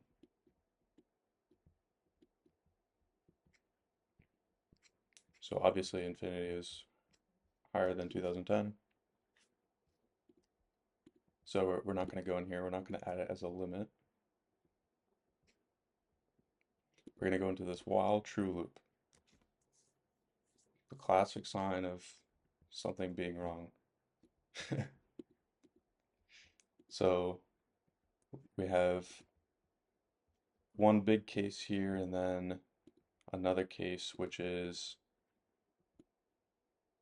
I think what this is going to do is this is going to add, so this adds the remaining ask if it is not entirely filled.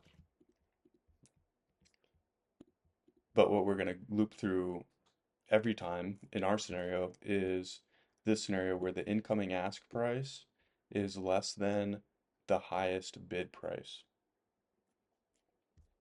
So this price, 2010, is always going to be lower than our 4,000 single way bids that have a price of around, quote unquote, infinity.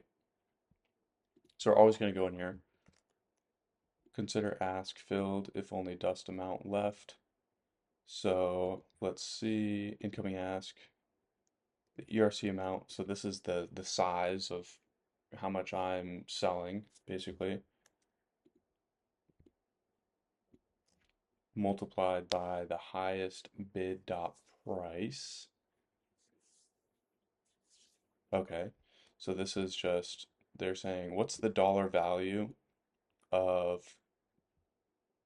the remaining unfilled amount for the ask? So this ERC amount, let's say I came in and I had an ask for, so the ERC is going to be wrapped ether if this is a ether order book. So let's say I had 2 ether here. That's my ERC amount. And then this is basically saying, is that close to 0? Is that close to 0? That's what this check is. And if it is close to 0,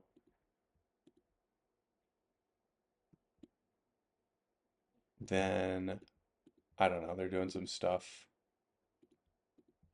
I'm not really interested in this case right now. So we're not going to hit that case. So match highest bid. Okay, so this is where they're saying, this is where they're drawing an arrow. And they're saying this ask goes with this bid. And then on the next iteration, this ask goes with this bid. And this bid no longer exists. And then this bid no longer exists. And then this ask goes with this bid. And then this bid no longer exists. Okay, so some stuff happens in here. Okay, this is exactly where they're actually filling this. They're actually doing the filling stuff. So this asset, this must be, okay, so this is the asset of ether. So this is literally where the transferring of funds is happening. So we're not actually transferring ERC 20s directly, but we are changing the storage, which is changing what the vault is going to say is able to be withdrawn. So let's see. So what's happening here is we get a fill amount. So either the person with the largest, so whoever has the largest thing or the smallest thing, that's the limiting factor here. So remember, this is 2 ether. This guy is 1 way. So the incoming sell, that's our ask. This is 2 ether. The highest bid, this is 1 way. So this is true. So we're going to use the most constrictive thing, the lowest thing. This is 1 ether. So our fill ERC is, sorry, this is 1 way, right? Our bid over here has 1 way. Let me just erase this, 1 way. So fill ERC, this is 1 way. And then the fill ETH is just the price. So, well, this is, okay, this is interesting. So fill ETH is the highest price here. So infinity times 1 way is actually a significant amount. It's the, so when we say infinity, really we mean the max UNT 80. So the fill ETH is UNT 80 max. So some really sketchy stuff is going to happen here. Increase shares on match.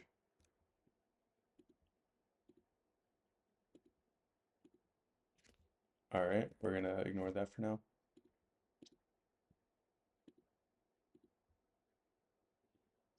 We're going to ignore this. The match total. Okay, so I'm assuming, so this is a sort of like a aggregator of the every iteration, what's happening net in all iterations for this match. So the fill ERC is that 1 way. Fill ETH is like a crazy high amount.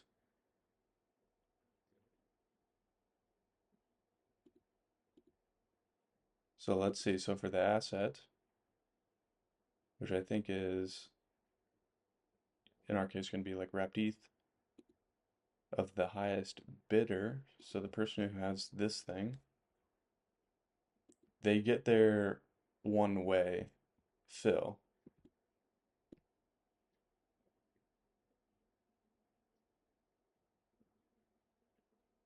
That's what they get. They get their 1 way. And then I'm trying to figure out where this fill ETH comes out. I think it might come at the end if we look at, if we go back.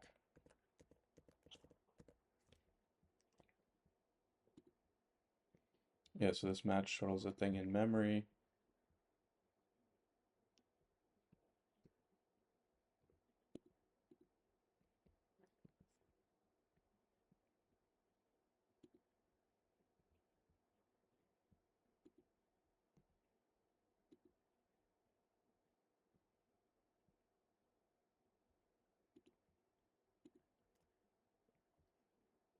Let's see where they end up finally using this thing in memory.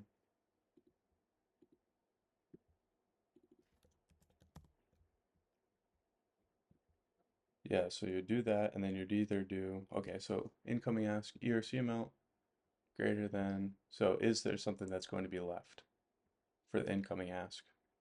That's true for us. Incoming ask ERC, so they subtract that, and then the highest bid gets zeroed out.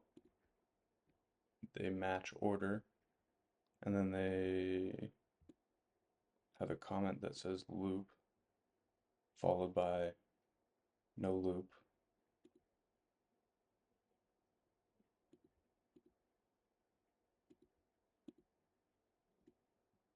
All right, and this is where they're updating the bids.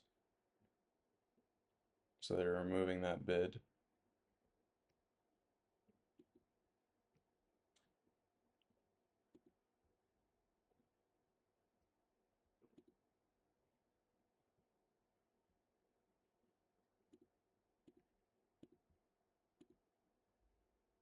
Okay, so this seems like it's saying no bids left.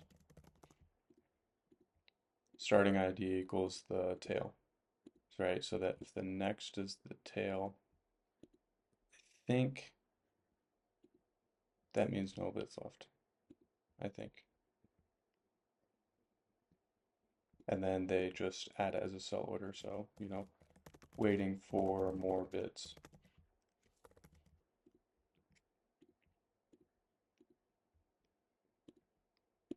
Okay, but the interesting thing here then is,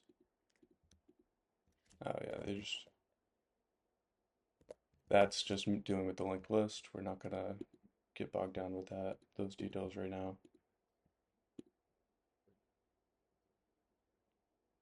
Yeah, so it seems, so this incoming ask, like the ERC amount that gets decremented here is one way. So this is minus one way. So that's barely gonna have any effect on the ERC amount of the incoming ask.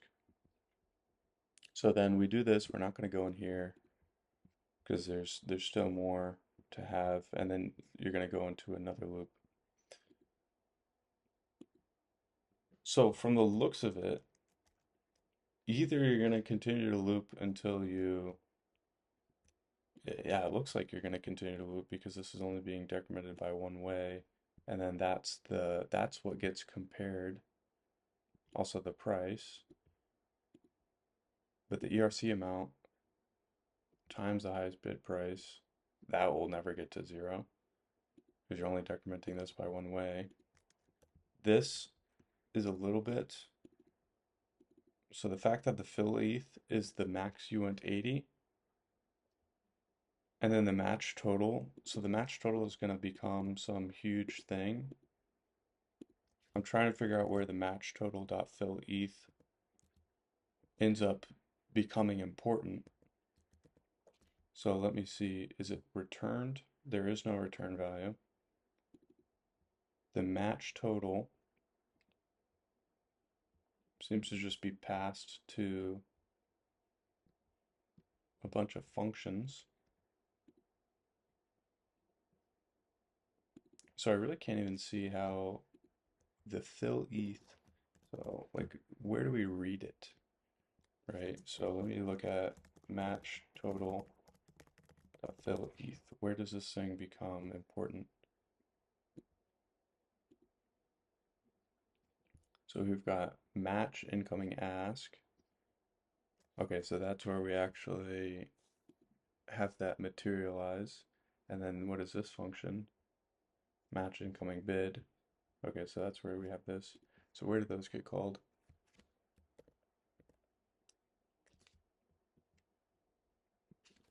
We've got match incoming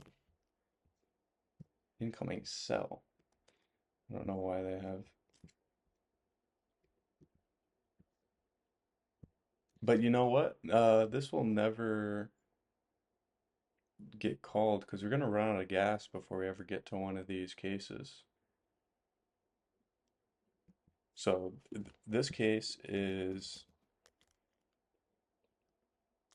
no size left to fill in the ask.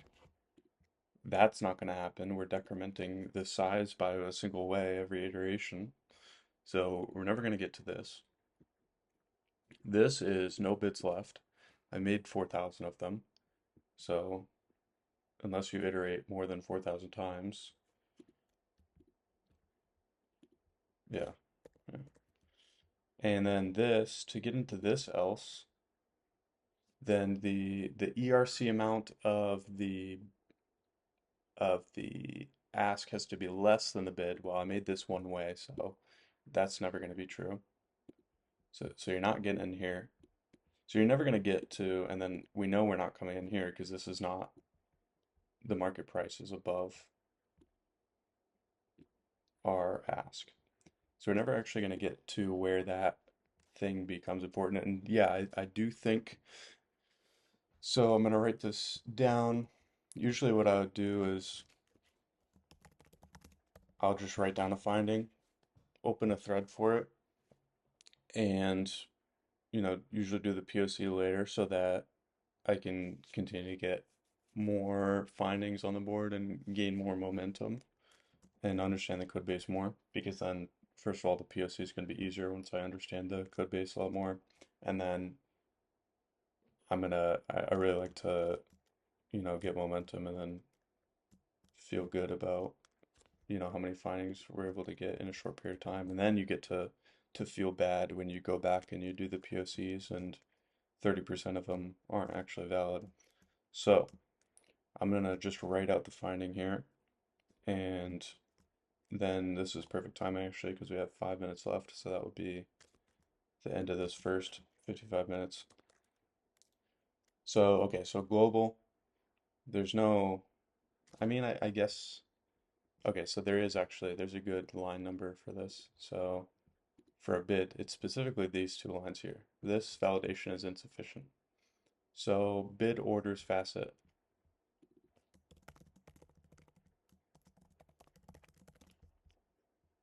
So line 112, 113.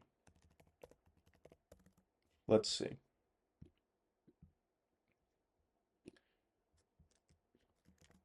When validating the minimum, what is this called? Min bid ETH.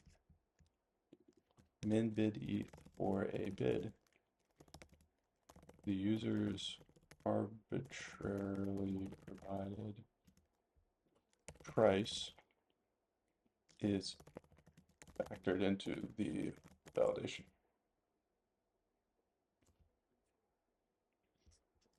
I want to word that a little bit better. I want to say the amount validated, validating the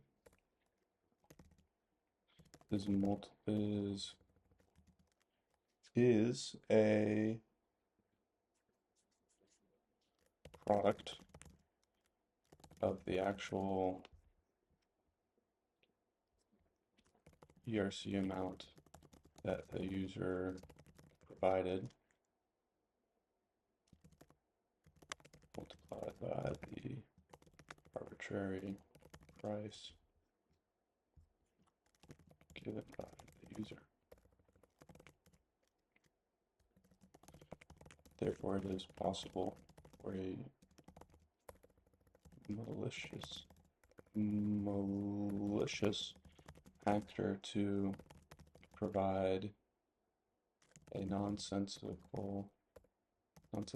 high price in order to pass the validation with a minimal ERC amount, with a trivial ERC amount.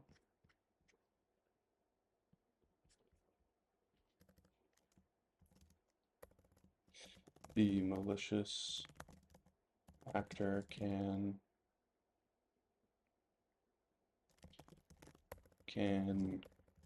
create,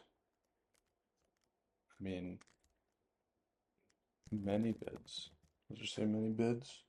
Many bids this way with trivial size that result in any ask order requiring more, any ask order with a reasonable size. So I actually realized there's one way that they could solve this, like manually each time. We'll talk about that in a second. The malicious actor can create many bids this way with trivial size that result in any ask order with a reasonable size requiring more gas than is available within the block gas limit to execute.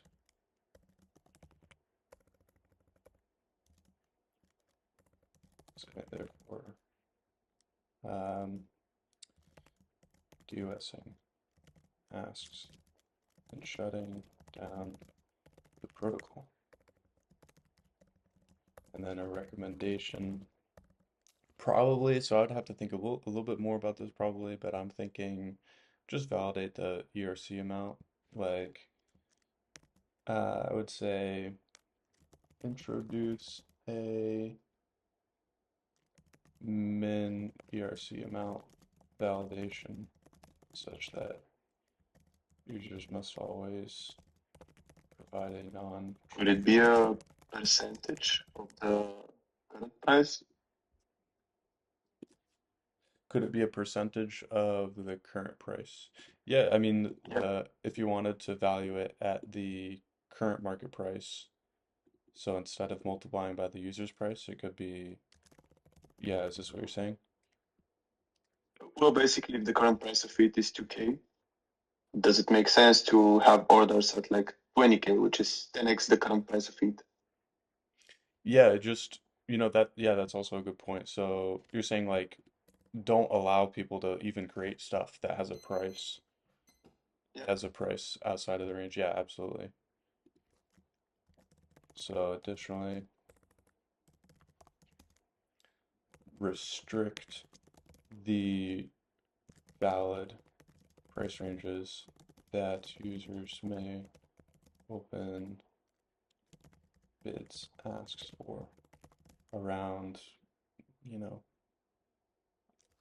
I don't know, plus minus 80% of market price or so. Yeah, something like By that. the way, it's not really preventing it. You could still have numerous orders with 80% above the current value.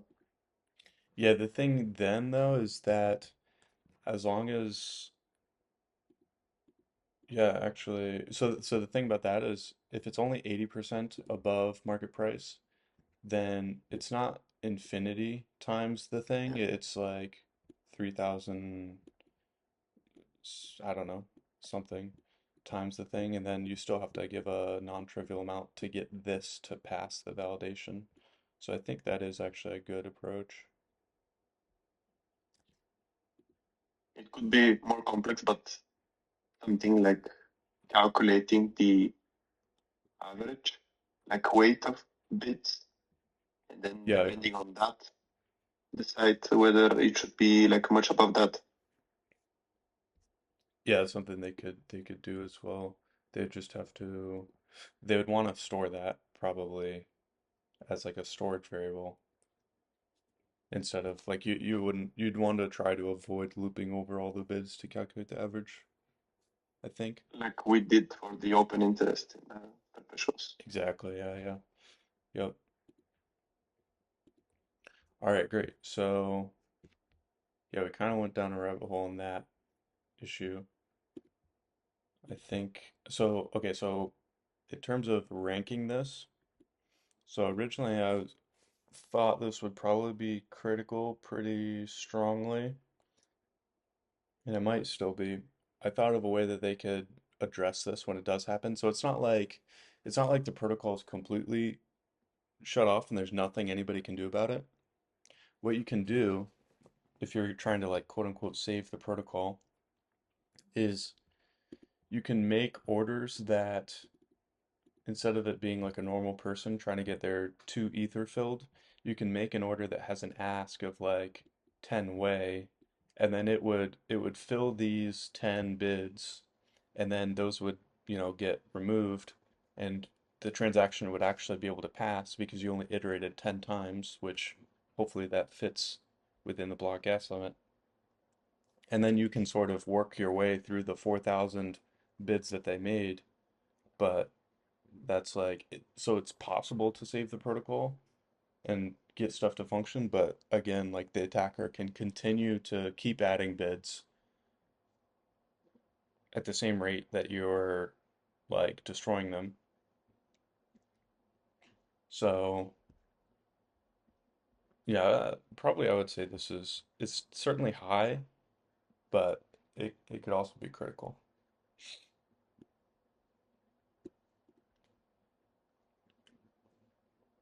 All right, yeah, so you guys have any questions on this first finding that we got?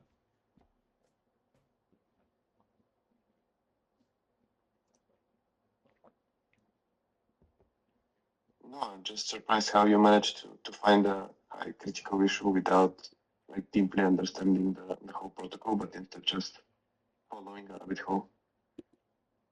Yeah, I think, and I mean, the way we were able to come to that is that we know that for loops are bad, right? We know that while loops are bad.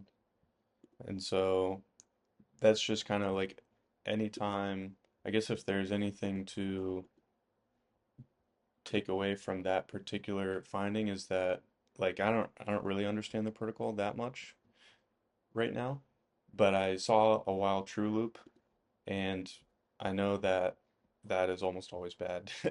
And so anytime you see that, there's probably some way to game it. So yeah. Like a code smell. Yeah, exactly. And I think actually I don't even know if I pointed out. I think Kenny found this.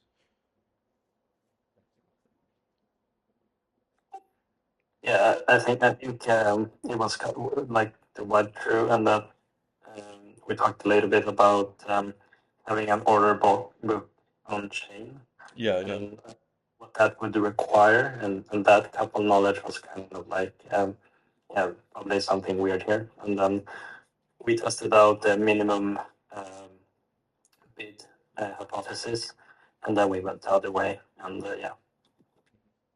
Yeah, exactly. No, 100%. I think a good deal of findings, the way they turn out is I have an idea of something I think can go wrong.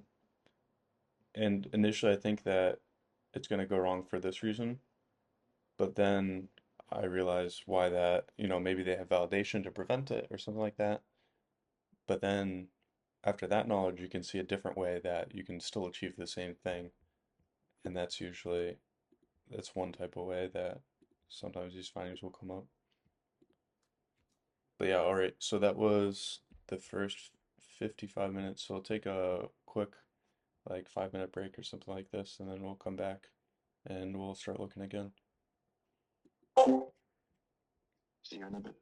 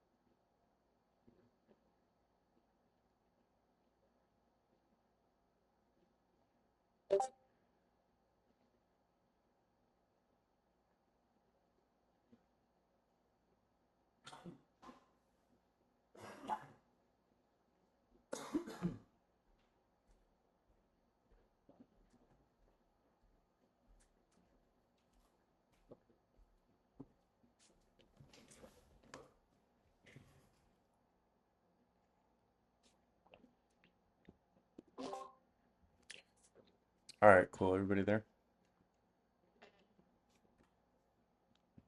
Yeah. Let's go Yeah. ahead and set Yes. another 55 minutes. Let me grab some water actually. Then we'll get started.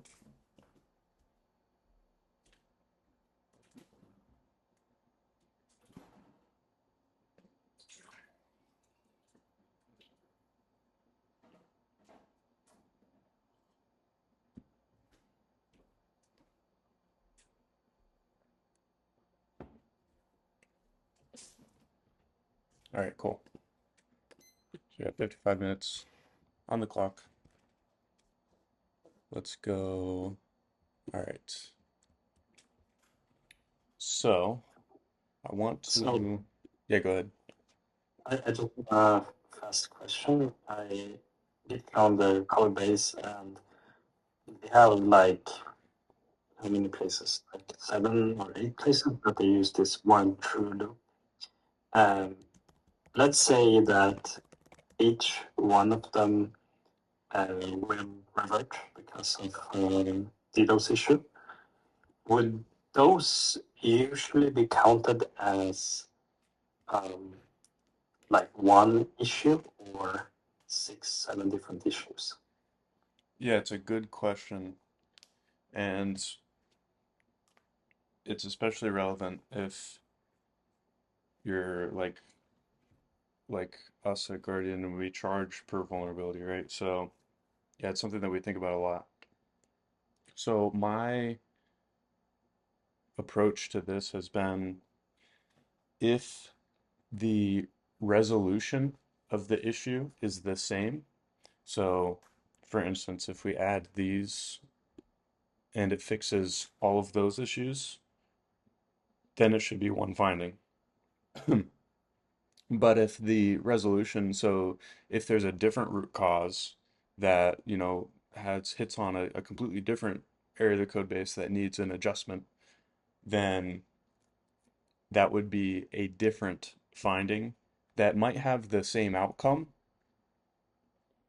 but it's a different finding. It requires a different remediation, and it's because of a different root cause, right? So I mean, you can have two different reentrancy attacks that function in completely different ways and hinge on completely different functions and contracts, and the net outcome could be users losing all of their funds, but those can still be two very different findings depending on, the actual root cause of where the two reentrancies can happen. So yeah, that's my rule of thumb is if the recommendation fixes all of these findings, then it's really just one finding. Yeah, makes sense. Yeah, so is there anything particular that folks want to look into? Otherwise, we'll continue to, I think I want to solidify my understanding of how the vault works. But is there anything particular that you guys want to look into?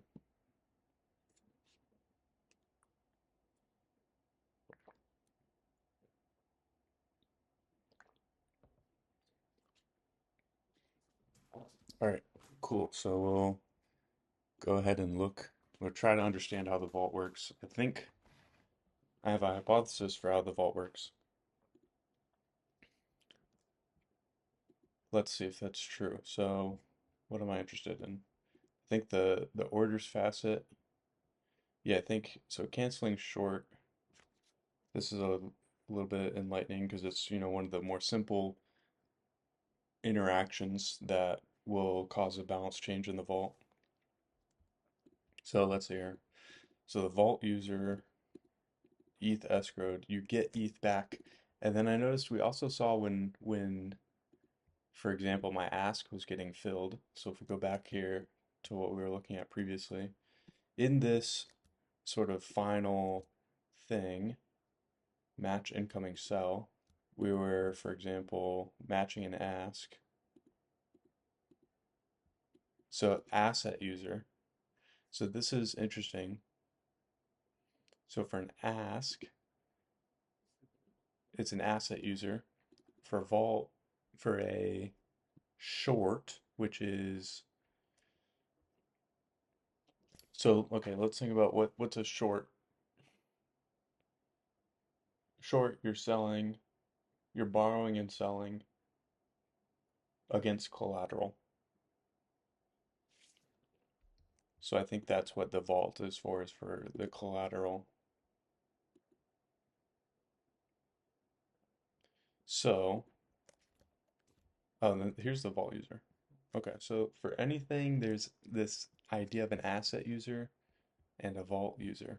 So like you have an asset account and a vault account. So let's just put these here. So we have an asset account, vault account.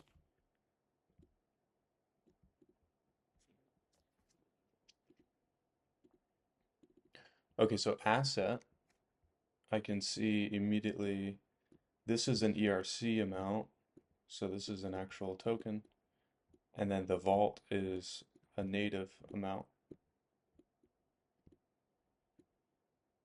We should put N, so that's a native, it's an ETH. Ditto matched shares. Interesting. That I'm going to ignore for now. That seems like a net aggregate protocol-wide measure of how much stuff was matched. And I'm guessing that it's actually just monotonically increasing. So it's like an aggregate. And I'm not sure why that's actually necessary, but could just be used for, reading purposes. Might actually be useful for something else, but we'll ignore that for now. Okay, so there's these two things. I need to understand these two things. So when is an asset user important? When is a vault user important? I think we should look at the vault and have an understanding of that. So let's find the vault. If we can. Is it, I don't think it's a facet. So I know this token, that's a token.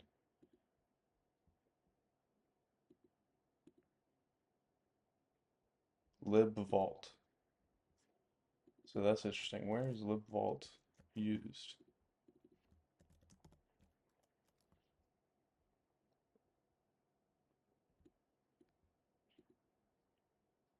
Yield facet.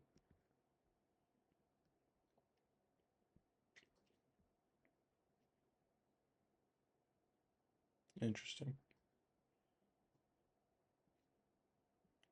All right, so let's just have a look at the lib vault.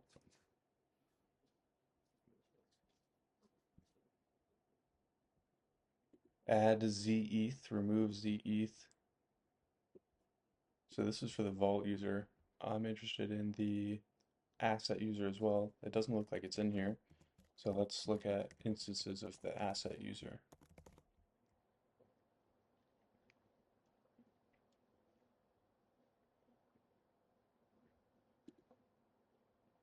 It's the orders facet.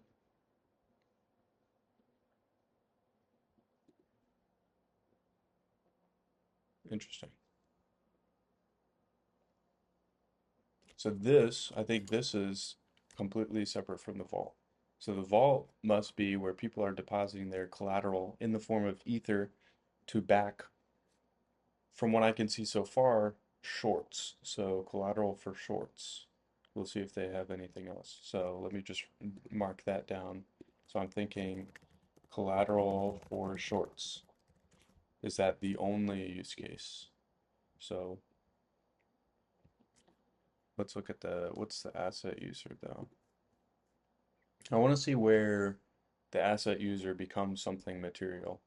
So where are we transferring an amount of tokens out based on the asset user? So I guess we'll just walk through. What is this function? Exit, here we are. Okay, so let's have a look. So this is where exiting a short.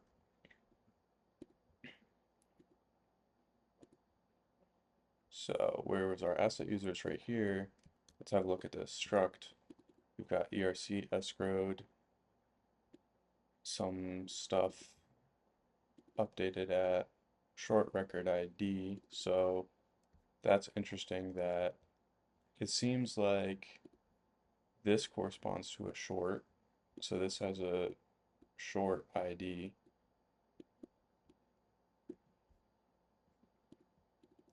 Okay, and then ERC escrowed. Let's see what they do with ERC escrowed. Okay. So there's a buyback amount. That's weird. It's probably just configured a protocol. Oh, no, it's provided. Okay. ERC debt. Where does that come from? Short.erc debt. Okay. So this would be what is borrowed for the short. Yeah, exactly. So it's like when you open a short, that's the amount that it's the size. It's the size of your short, basically. And then your collateral, I'm assuming that this is the vault account. That's what our running hypothesis is. So there's all this stuff. There's debt rate, interesting. Okay. Status, partial fill, fully filled, canceled. Okay. So asset user here, if we can't pay the whatever buyback amount we specified, then that doesn't work. If the ERC debt is greater than the buyback amount, okay, that's interesting. So there's some connection between ERC debt and the buyback amount. Okay, ERC escrowed. Okay, yeah, obviously whatever we're doing with the buyback amount. Okay, so I think the buyback amount is an amount of debt that we're repaying. That's what it seems like. Let's see. Refund the rest of the collateral if ERC debt is fully paid back. Yes, okay, so the buyback amount is a really poor choice of words to denote the debt that we're paying back. So just to walk through what's going on here, when you have a short, what you're doing is there's a bunch of tokens here. So let's say people got a bunch of ETH. And let's say I want to short ETH. What I'm doing when I short is I say, hey, can I borrow this one Ether from you? I'll give it back to you in the future. And then what I do is I just sell it. So I turn this into $2,000. So let's say the current price of Ether is $2,000. I owe this guy one Ether. I don't owe him $2,000. I owe him one Ether. So that means that if the price of Ether goes down, so ETH goes down. Now let's say it goes down to $1,000. I'm going to buy Ether. So I've got $2,000. I'm going to buy one Ether for $1,000. So I have one ETH plus I've still got that $1,000 left over. And I'm going to give these guys, I'm going to give them their one ETH back. And then I still just get to sit with my $1,000. So that's great. If the price of ETH goes up, then let's say it goes to, I don't know, $3,000. Well, I still owe these people one Ether. And so when I pay them back, oops, I need to buy 1 ETH, but now I have negative $1,000 since I had, 2,000 that I borrowed, but I had to get extra money, put in extra money. Where did that extra money come from? It came from the collateral that I put down. I'm not going to spell out collateral, but that's where the $1,000 came from. I'm able to buy my ETH and then give it back to these guys. So what we're doing here with this buyback amount is we are, I guess, buying back Ether to pay it back to the protocol. And so this debt, this is the debt. This is the ERC debt. It's, no, that's not the ERC debt. This is the ERC debt. 1 Ether.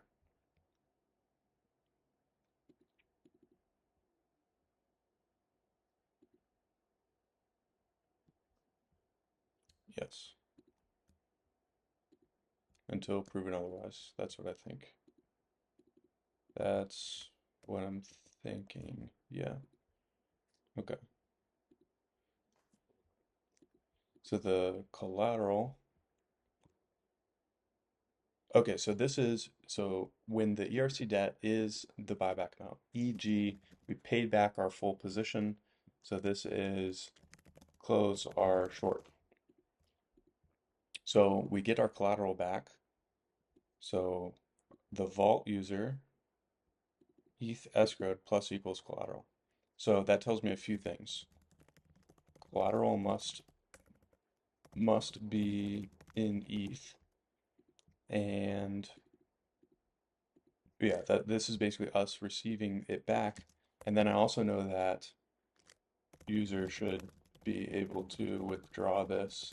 And I will say that they did a good job of making this like pull over push. A lot of, you know, I think lesser experienced protocol teams would immediately send the collateral amount to the message sender.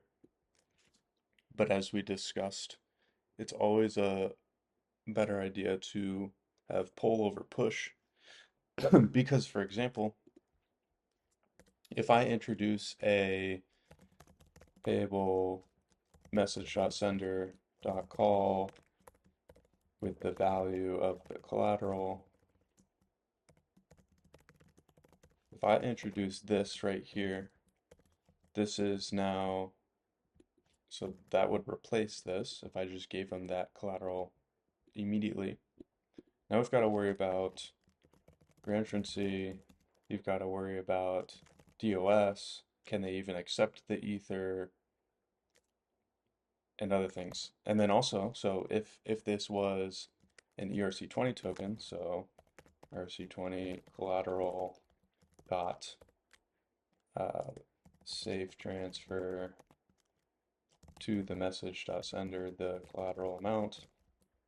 So let's say even if it was an ERC20, we might think, oh well, it's safe to transfer ERC20s, right? Well, what if they're blacklisted for this ERC20 token? Or what if there's a, of course, fee on transfer, you've got rebases, you've got uh, callbacks.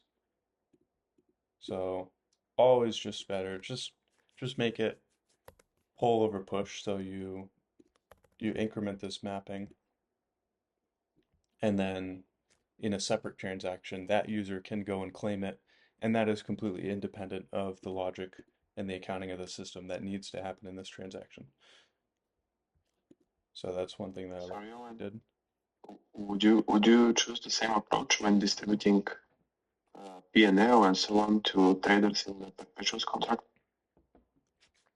Yeah, so the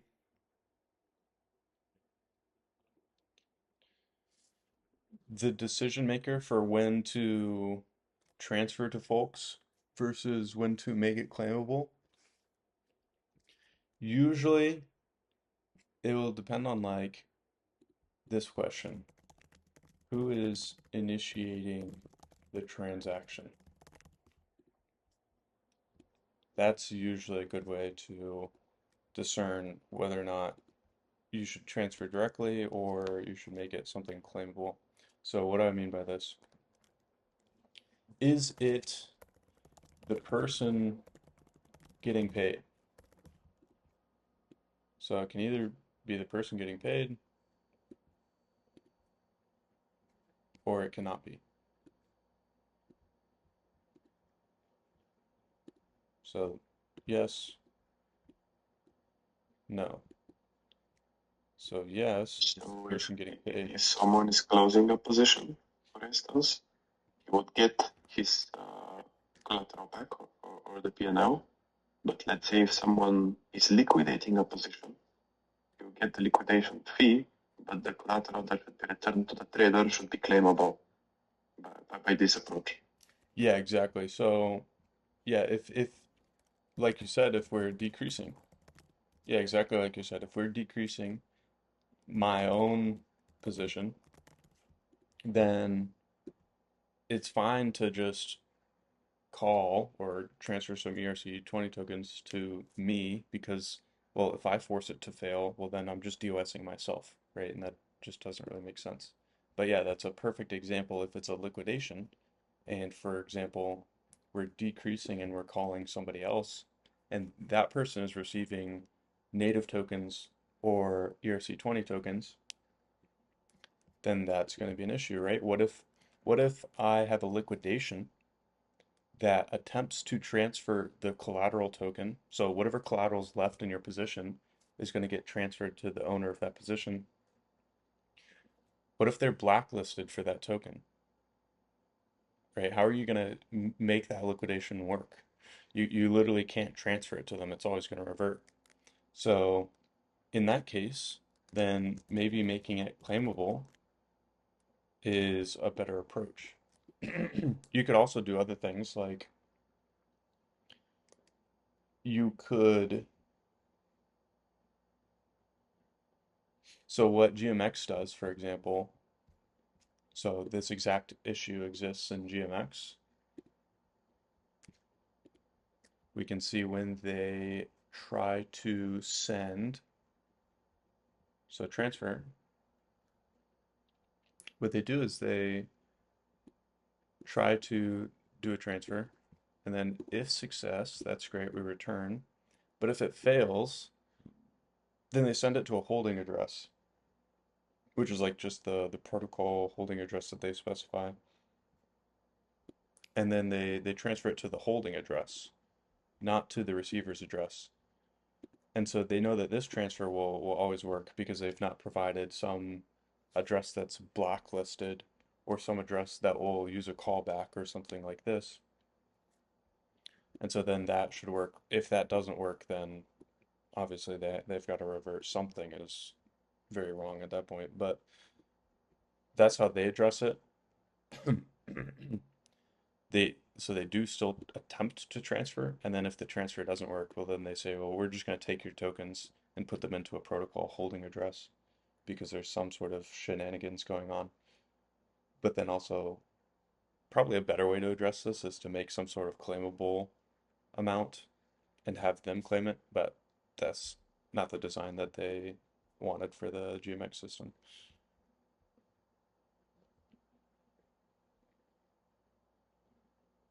So yeah, hopefully that makes sense.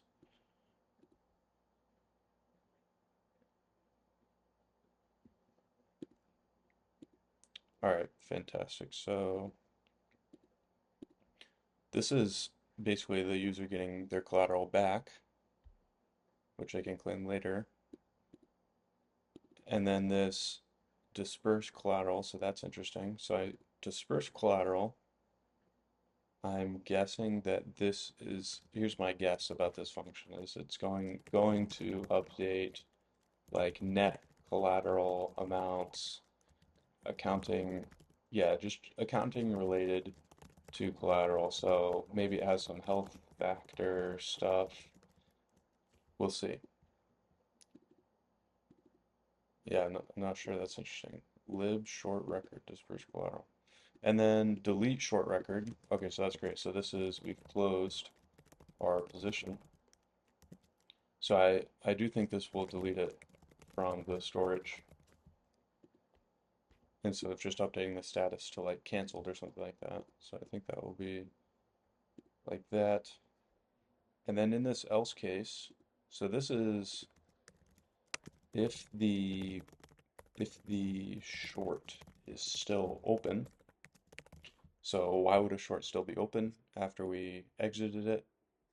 Well, if your buyback amount was not the full debt. So let's say in my example here, what if I only paid back half an ether of the full ether that I owed? Then we just need to shrink the size of my position. So they do ERC debt minus the buyback amount. That's the remaining ERC debt for my position. But okay. Okay, so there's two different things here. There's the asset and there's the short. So, what is the asset? Okay, so this must be aggregate. This must be aggregate.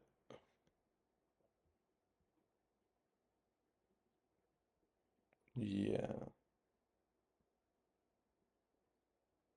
that's what I'm guessing. So, yeah, we can see this is just stored key based on the asset. So aggregate protocol as a whole. So this is similar to, how you guys have to track the net open interest across all positions. This is what they're doing here. And then the short, this is like the individual position. That's, kind of how it compares to what we've been working on. So what they do here is they update the aggregate, which should always be updated. In this case, they would just delete the short, so they don't have to update the short. In this case, they just reduce the size of the short explicitly. And then this reset flag, I don't know what this is. I also don't even really want to know what that is at this point. So yeah, this is the important thing I can see happening here. So we understand the vault user a little bit. I still want to try and, okay, so the lib vault, let's go back there for a second. So there's add zeth and remove zeth.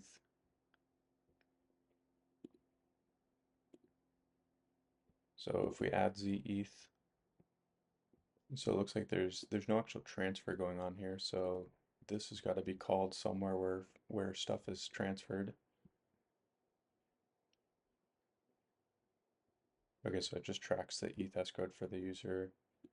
Okay, so here's my guess is add zeth is incremented when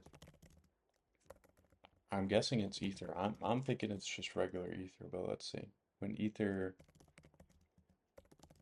enters the vault, whatever the vault contract is incremented when ether enters the vault for a user.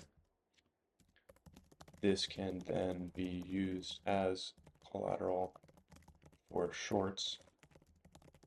Right, so this is going to be the collateral amount that is sitting there able to pay out in the event that you lose money on your short.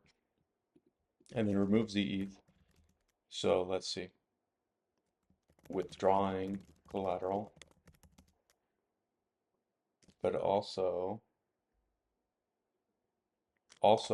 when a short is in a loss and the P&L has to be settled. Yeah, another interesting thing is when I'm exiting my short, what about the profit, right? Let's see, exits a short using the ERC escrowed. So where are they handling the profit and loss on a short, right? So let's see.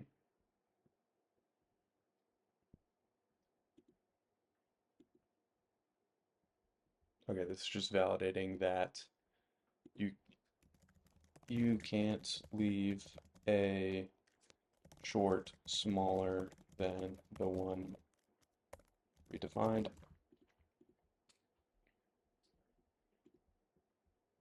I'm not seeing any profit handling.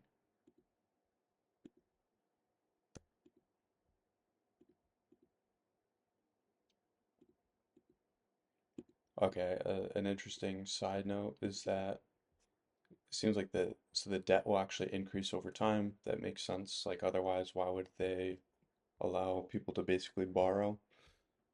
So there's some rate at which debt increases that they have to pay back. Side note. Is this like a borrow fee that we have? Yeah, exactly. It's a similar mechanism, it seems like. So it's basically like an incentive for whoever's providing, somebody's got to have these ERC20 tokens. And I think that might be one of these is where people are providing that. That remains to be seen. But there's got to be some incentive for people to be providing this so that people who want to short can borrow it. You know, there's got to be some excess. You'll get 110% of what you let them borrow after, you know, like 3 months or whatever. Yeah, some rate like that.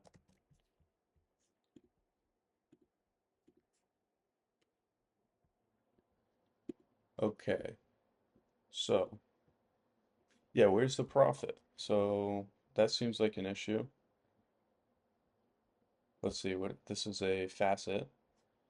So, and this is an external function, only valid short record. Yeah, so it's gonna be a short that you own. I mean, that seems like a really blatant mistake. From what I can see, if we go line by line, updating the debt, ERC debt, validating stuff, reading stuff, validating stuff, validating stuff, updating the asset user just by the buyback amount. Just by the buyback amount. Oh, you know what? The P&L might be, yeah, it doesn't have to be explicitly handled because, okay, we need to look at opening a short. That's what we need to look at. So this is the exit short facet. Where is the enter short facet? That might be on one of these. So it might be on the ask. Maybe they would put, oh, short orders. Okay. Create limit short. Where's just a, okay. Here's what we've got. Create limit short. I'm guessing they're going to increment the asset user or the vault user. Let's see. Oh no, you create a interesting. Right. Incoming short price less than the Oracle price, then we're adding it. This is like the limit. So the name of this function is actually pretty misleading. It's not just for creating limit shorts. You can short at the market price, and that's what this is doing. So this is market short. Right, I want to open a short immediately, starting at the market price. So I mean, honestly, that would even be like a low. Let's say like misleading name. But let's see. So sell match, I'll go. So this is we've basically been through this. What this is doing is we're taking the incoming short. So let's check this out. The ERC amount is what we've provided. They could honestly have the same issue with shorts as we looked at here. And if the same sort of validation issue was present here, it's a similar enough like root cause where it's like, yeah, this validation also needs to be updated in such a way where you need to add like a min ERC amount or something like this. I think that would be, it could go under the same finding, and then this would just be like a global finding, which is like, you need to add this validation for all this stuff because it's basically the same root cause. But yeah, so we'll ignore that for now. So the ERC amount that we've specified, okay, this might be an issue. So it says it's a limit short. This is technically not always a limit short, right? We can do it at the market price. So how do I look at all of these order types here? Is it an enum?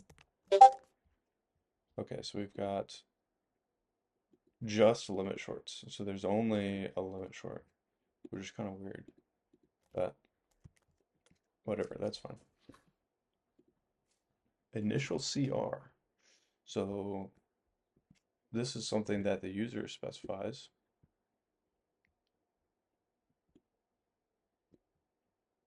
Okay, so they have like 500, so I can specify like 5.5x or something like this.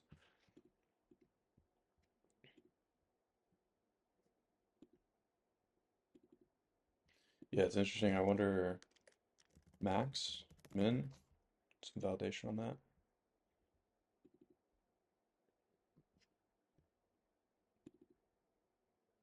Okay, exactly.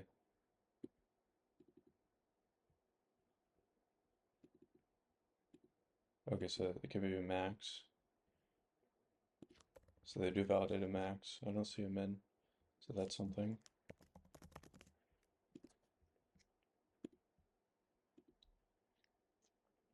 Okay.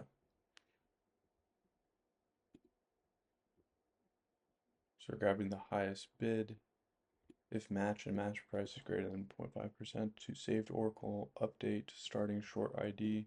So just some edge case that we don't fully understand at this point. All right. So I was interested in the accounting that happens when you open a short. So you open a short and it's like a market short. Then we're going to do this, and the main accounting happens along the way when we do like match order, not match order, when we do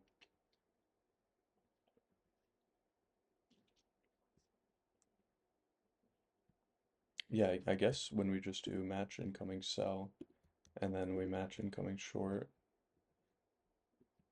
Yeah, so it's here. The vault user, the ETH escrowed.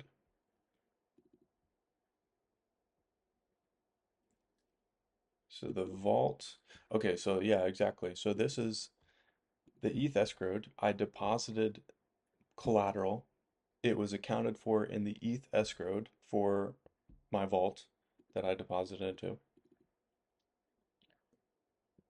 Now this is the amount of collateral that was used is removed from that because that's used collateral. And like we just looked at in the exit short, this amount will be returned to us when we close our position. And this is actually an interesting note that when I partially close my position, collateral is not returned to me. Yeah, so let's see. The ERC debt decreases, but you're at least not through this function. You're not able to decrease your collateral. So there might be,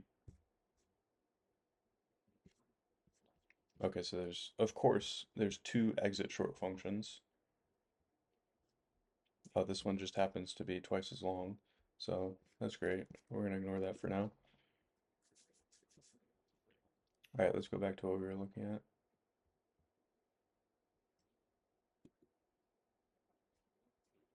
We were here. Right, so this is where we're saying, okay, they've used this amount of collateral. And the fill ETH, right, so for the match, the collateral is what was used to fill. Interesting. And then updating aggregates. I'm interested in, so I'm trying to figure out how they account for P&L here. It's not with the ETH escrowed, it can't be. So that's where I'm thinking some sort of accounting with the asset account is going to come in, but I've yet to see that.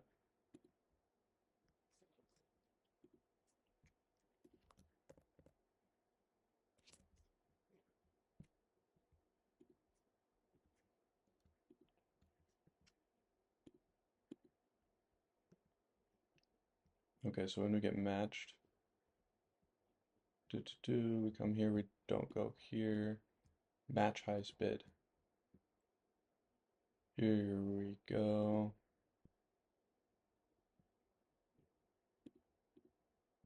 Here, the asset user. Okay, so the fill ERC, which is the, yeah, let me just make sure this is the right thing for shorts. So we call this sell match algo. Yeah.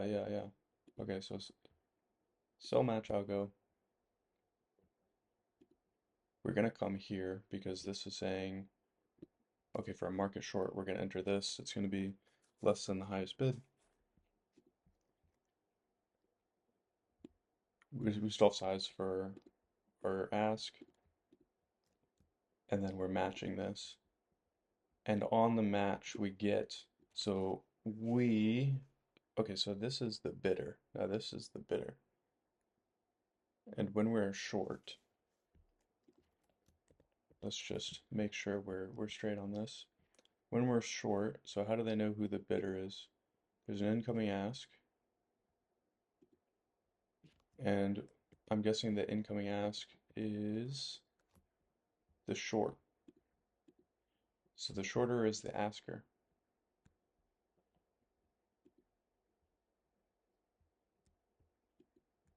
So this is not going to the person who's shorting.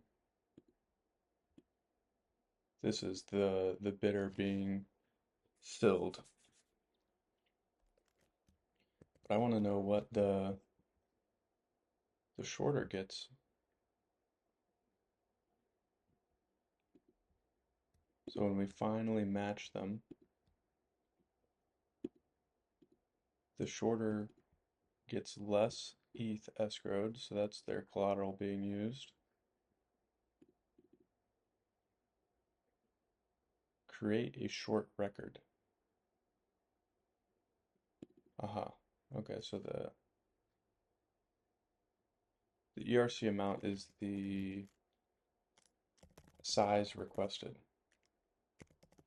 So that's this. That's this. And if we were able to fill it all, then it's fully filled. Create short record. So this is going to contain all of the stuff necessary for computing P&L. So there's got to be a price on here, or something that you can derive a price from. So there's ERC debt. So the debt is this amount. Now I need to know how much was paid for that amount.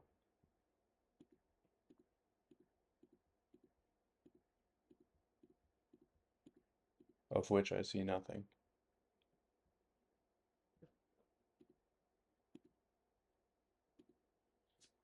It's not going to be collateral. So that means that it's got to be, it's not stored on this individual short. It has to be something account wide. So that's why I'm still thinking that they've got to credit you with, there's some amount Let's see what's the collateral when we create this short record. Ah, hold on. So let's count here. 1, 2, 3, 4. The fourth and fifth things. 1, 2, 3, 4. So that's collateral, ERC amount. Here's collateral, ERC amount. Okay, so actually, the fill ETH, interesting. So the fill ETH, this is how much was paid. So that's not what I would think of when I would think of collateral for this short. So that's interesting.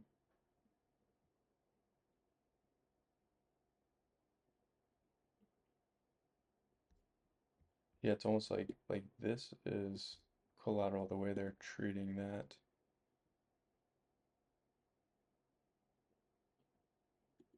Yeah, literally it's collateral used.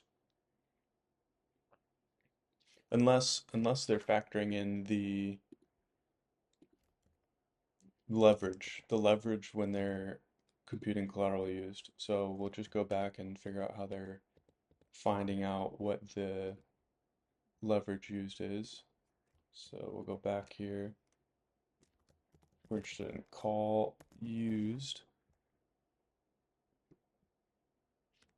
I want to know when that is incremented. So here we go. Exactly. So CR, we remember that CR is the leverage. So what they're doing is the collateral used when it's a short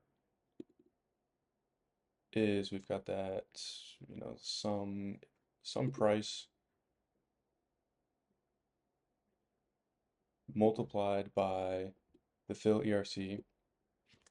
So you've got that. That's the amount of size that we're opening up. But then there's leverage factored into our collateral. And so when we do this convert, this is us taking our leverage and applying this to the collateral used.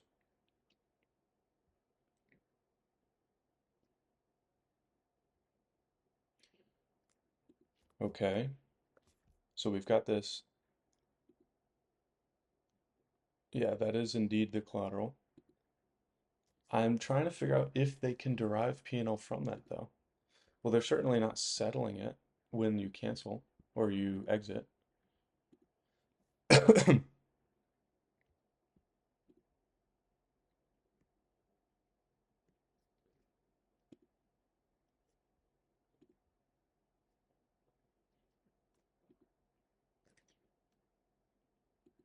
That's what I'm thinking. There's got to be some account-wide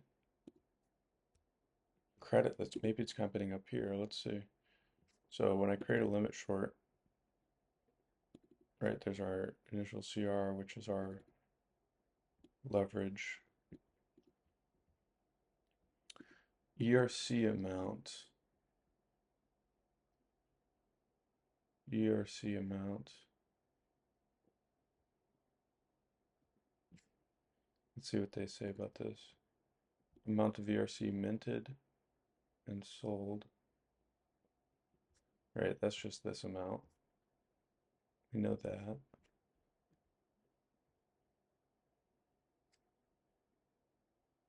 Incoming short created here instead of there. Okay, shorts can only be limits, but that doesn't really make sense with this, but it's neither here nor there.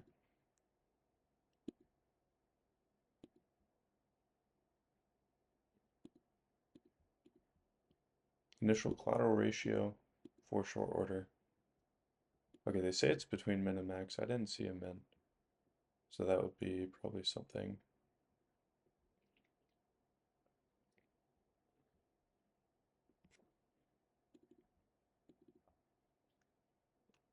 Okay, let's see, where do they save this?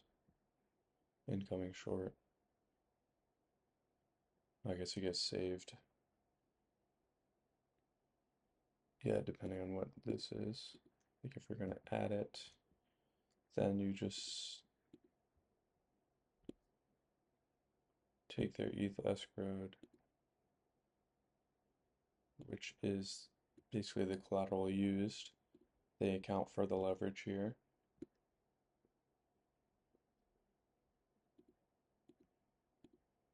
And they add the order there. But that's if it's a limit.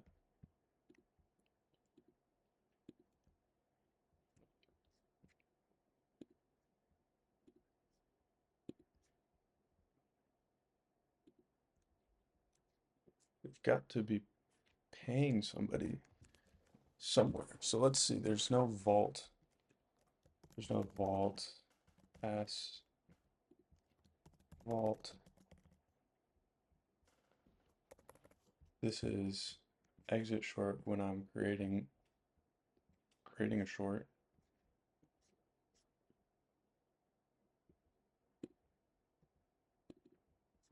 Let's see, maybe this exit short, maybe they do collateral. I mean P&L here.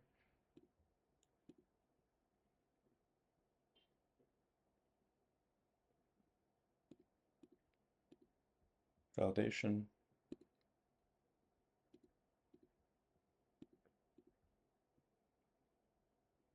Validation. Okay, so this is where we're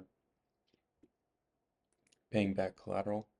So automatically there's an assumption that we bought back the entire thing. So I guess that's probably within the validation up here.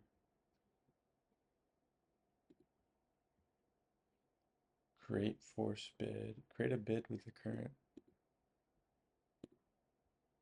Interesting. Right, so this is them actively paying back. Right, okay, so there's two ways to pay back. You can pay back with ERC escrowed. Aha, okay, so if I get ERC escrowed, I can pay back my short. That's how I can cover this. Or of course, if I don't have ERC escrowed, I can make a bid to buy some, and then that's how we settle that. And then the ERC escrowed. This is so this is going to increment. This increments the ERC escrowed, and then we immediately won't decrement it because so that's kind of yeah. But anyways, so the refund the rest of the collateral if it's fully paid back. So that's in line with the function above. Disperse collateral, we still don't know 100% what that does. If it's not, so again, there's no P&L handling here that I see. But there's a lot of stuff going on here. So collateral debt. So the short debt. So let's see. Did we find any way for to actually take the profit still, or? No, I can't see any handling for the profits at all. Really quick though, something interesting is the short collateral minus equals the ETH filled here. Oh, right, because this is weird. So they don't edit the short collateral up here. And I'm guessing that is actually because the short collateral is actually used when we do this create bid. That's what I'm guessing. Like that's it's got to come from somewhere. Interesting.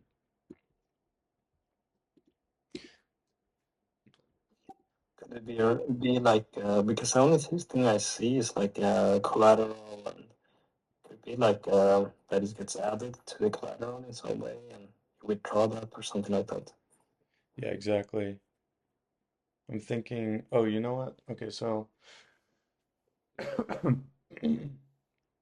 yeah, I think it could be really implicit here because the way that you profit on the short is a factor of the prices changing. So okay, so actually, I think what's going on here is, for example, in this function, this is just a way to pay back your short. You have already received, so when your short gets filled, you already receive an amount. So I think we've figured it out here. So trying to navigate here. So we want to go here, and when we go here, then the incoming cell,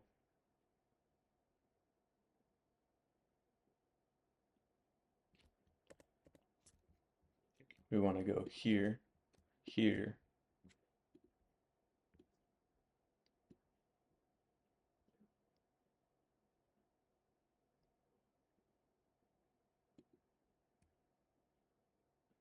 we create it with a certain debt.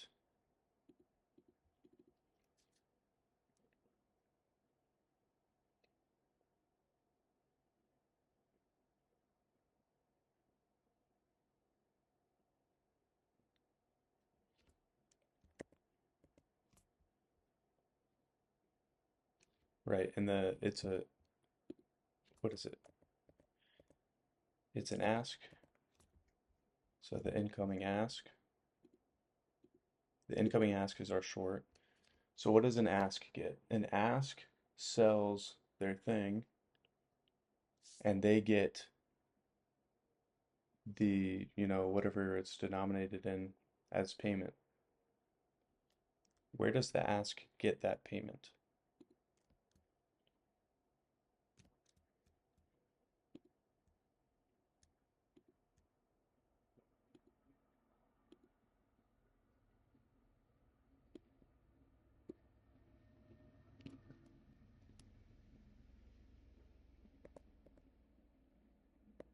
It's got to be when this thing is finally settled.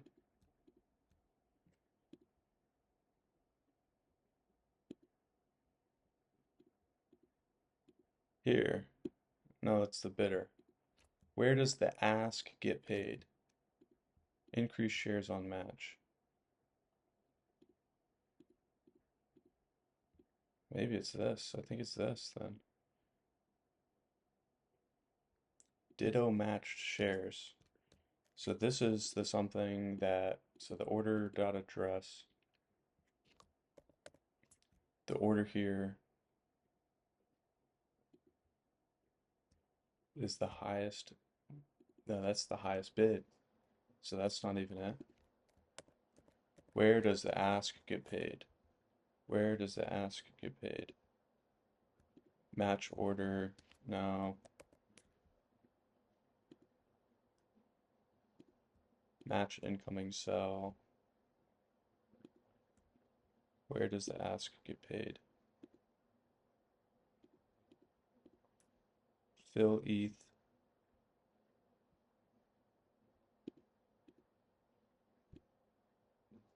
Fill ERC. Okay, right. Right, this is the ERC debt is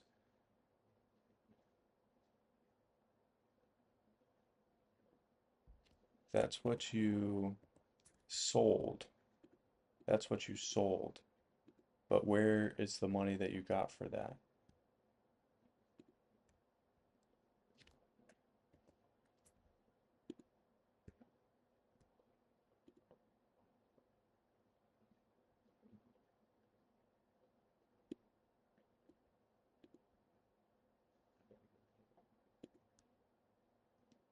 Well, the fill ETH is how much, right, adjusted for collateral. This is size. This is size, a derivative of size.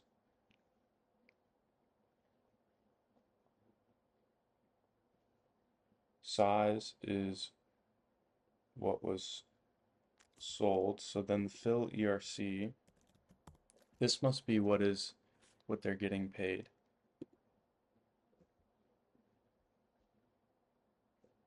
When we're matching. So I think what's happening here is we create the short record. We've got this ERC amount debt.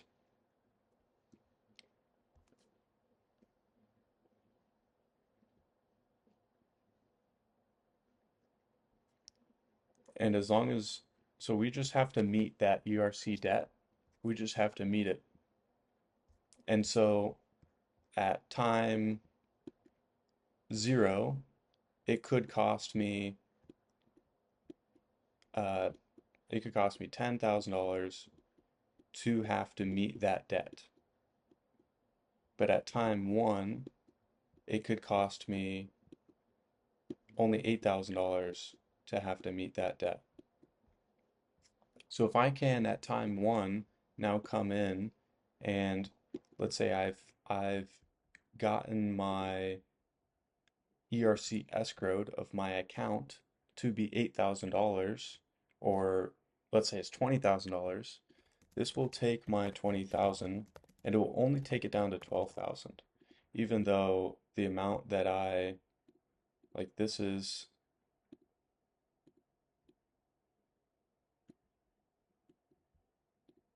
no, it will take the original amount, so the original that I borrowed, so let's say, because this is a size, so this is 10,000 in size, and this is in dollars, what it costs to be able to buy that amount of token.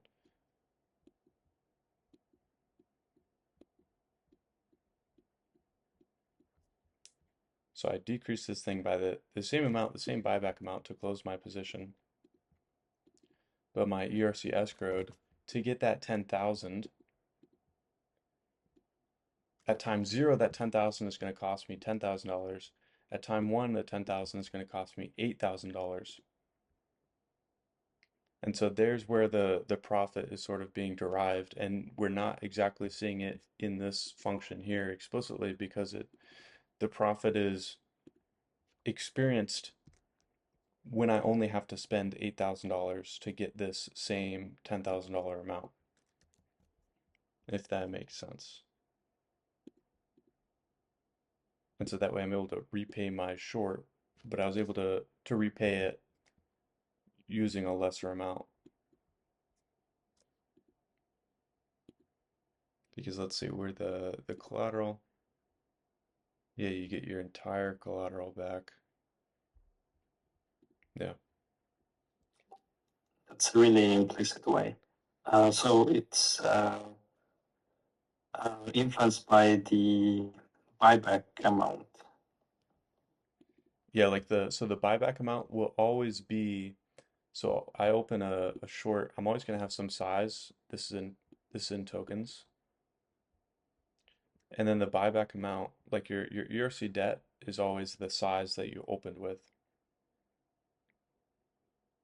Right. Yeah. But then so the area where I'm able to experience profit is how much did I have to pay to get ERC debt amount of tokens to settle this, right? So if I wanted to settle this in t equals 0, I would have had to pay $10,000. But if I settle it in t equals 1 and the price moved in the direction that is good for me as a short, it moved down, I can pay $8,000 and I can get the same amount of tokens. And so I paid less to close this out and get my collateral back.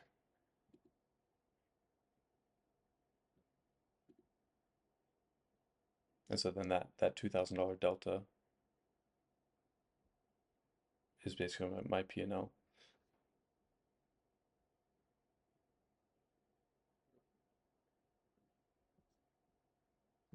And then basically this function here is a reflection of the same logic. Something I'd definitely look into more if we continued is the difference between this else and then this else. It seems like there's a lot more going on here that potentially there might be something missing up above, but Yeah. So that was a doozy. Do you guys have any questions based on that? They got a little hairy.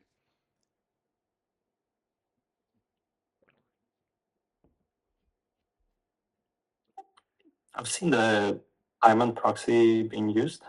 I'm not sure if it's part of SideQuest 2 maybe, but yeah, otherwise, why do you want to use diamond proxy setup? Yeah, it's a great question. The real answer is you don't you don't want to use the diamond standard. Um, Really?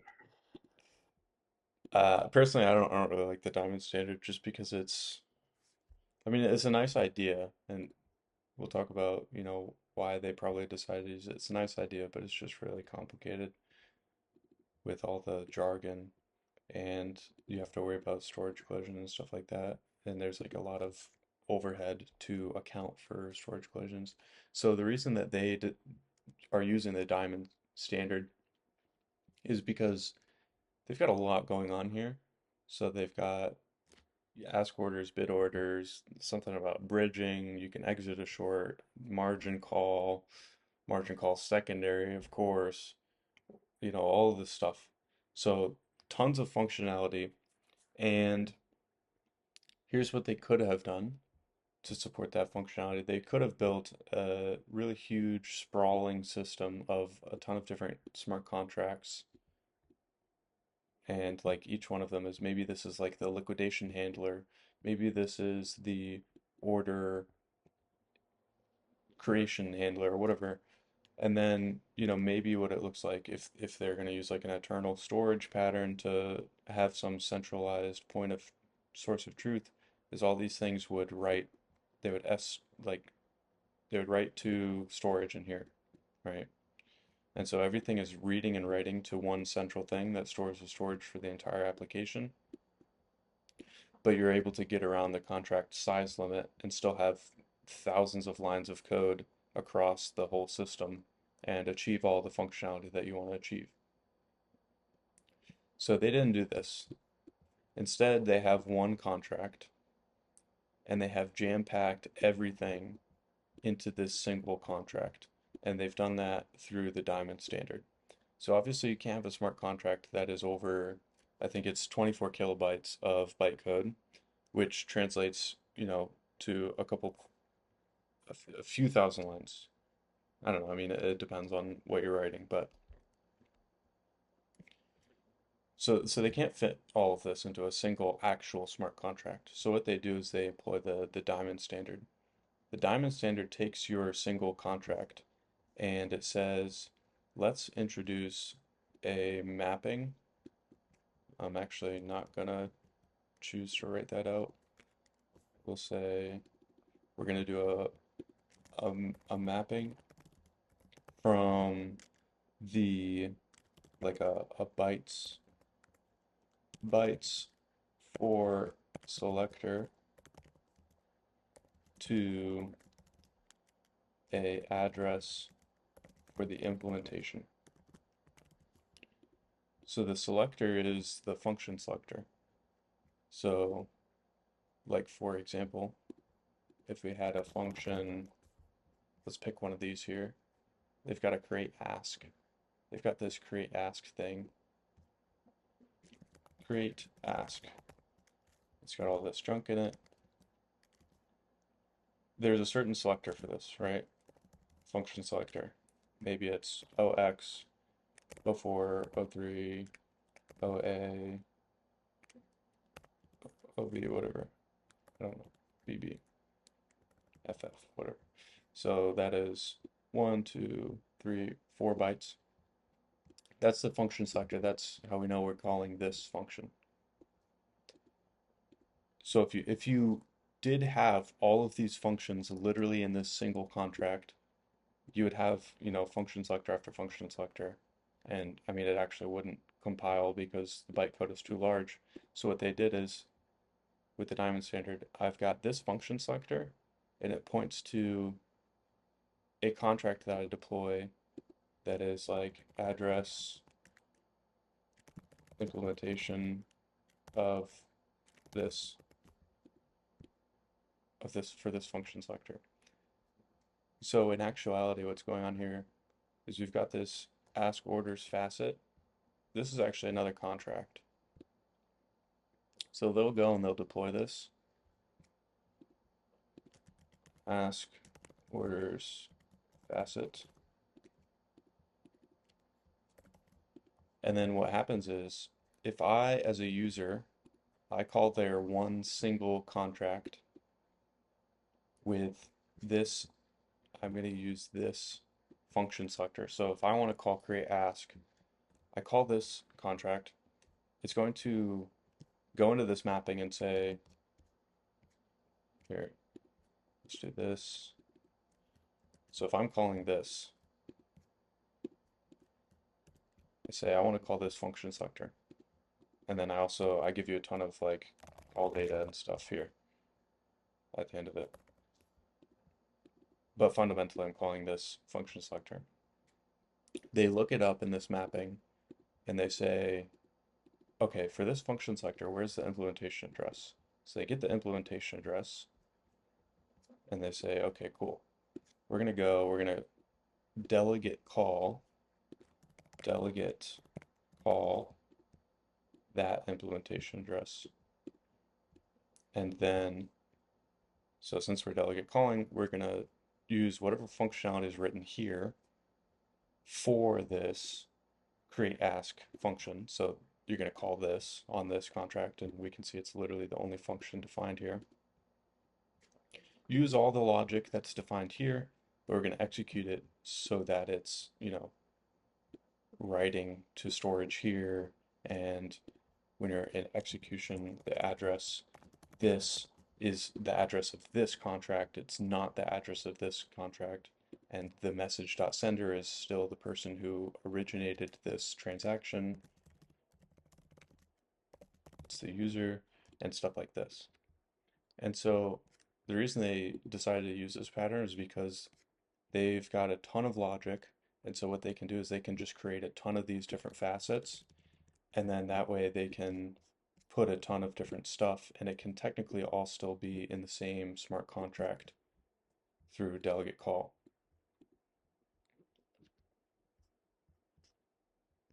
So yeah, that's why they basically have gone with the diamond standard here. Oh, I see. Yeah, I guess storage collision with delegate call, like you said, is the first thing that comes to mind. Yeah, 100%. Is there any like, yeah, I mean, I understand kind of like, is that also like they only want to have one entry point and then do it this way? Yeah, it's the only upgradability pattern that's popular that I know of that has one entry point, yet you can delegate call to several different implementation contracts. Now, yeah, you bring up a fantastic point. The storage is a huge issue, and there's actually a lot of like there's a whole system in the diamond contract for like how you're supposed to handle storage. And I'm gonna be honest, I don't even know if I could explain it because I don't even fully grasp it myself. But let's see. So if we go to the diamond ERC diamond standard, there's a way you're supposed to like hash things together to indicate like you're going to use a specific storage slot for the implementation address. So there's like a recommended way to handle this. It actually looks like they're not following this recommended way. They're doing something else, which makes it a lot simpler. And so what they're doing is they've just got this app storage. And this is like, it looks like basically just everything that needs to be stored for the app. And it's at this first storage slot. And so when we look at like one of those facets here, the only storage that this should be writing is to that app storage slot. to that struct there. So when they actually do a storage write, so let's see if we can find somewhere where they write storage. So here we've got, so they're using, so everywhere in storage they're doing s dot something. And so they're getting app storage. Let's see if we can find this function. So exactly, it will just grab the 0th slot and it will return the struct for that slot. And so that's the way they're handling it, is instead of potentially having things that are expected to be able to write to different storage slots, they just defined a single struct in the diamond contract that handles all the storage. And it's actually pretty nice. I much prefer this, at least from what I can tell right now initially, I much prefer this to what they talk about in the diamond standard, which is a lot more complex. Yeah, what they do in the diamond standards, they have a solution for each facet having their own storage and different storage amounts. And then you have to be very, very careful about what storage slot you define. And there's a, a specific way you're supposed to. So let's see. A state variable of storage layout organizational pattern is needed because Solidity's built-in storage layout system doesn't support proxy contractor diamonds. So this is what you're talking about. The particular layout of storage is not defined, but may be defined by later examples of storage layout patterns that work. Okay, so they have the diamond storage. So this is the thing that I'm talking about that I don't like. And then, oh, it looks like I just downloaded a Solidity file, so that's cool. And then app storage, which I guess I hadn't seen it before because I actually haven't looked at too many diamonds, but that's what they're using here. Let's see if we can pull up this diamond thing.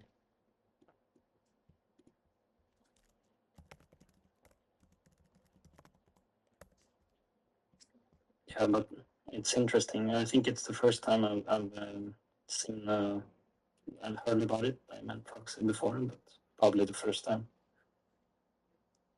Yeah, 100%. Yeah, and there's actually like there's like 5 different ways to implement it, or 5 reference implementations, or 3 of them, or however many. So when you look at a diamond, not all diamonds are the same. So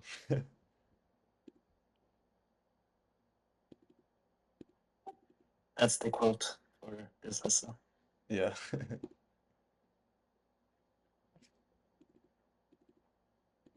Yeah, so this is like an example of what they recommend for the diamond storage pattern is a very specific slot. So it's the hash of this, that's the storage slot that you're supposed to use for ERC-721 storage, which is a struct, and then you have to load that in when you want to use it. But then, yeah, so you just have to be careful that across all facets of a diamond, that none of these collide. And that's basically the way that they handle that. So it's really not too complex, but yeah.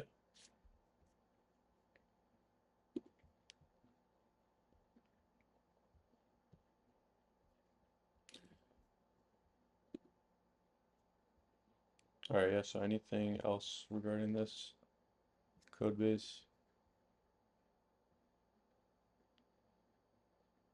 Nope. It was very interesting. All right, awesome. So yeah, we were able to get at least one good finding on the board.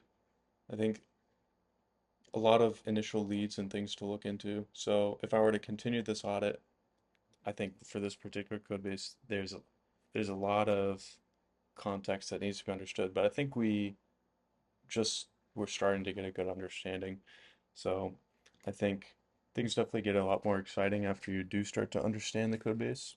But that's what it looks like for me, at least, when I'm trying to get context when I'm starting out. What's a rule of thumb you have for like how long you basically take with the code base?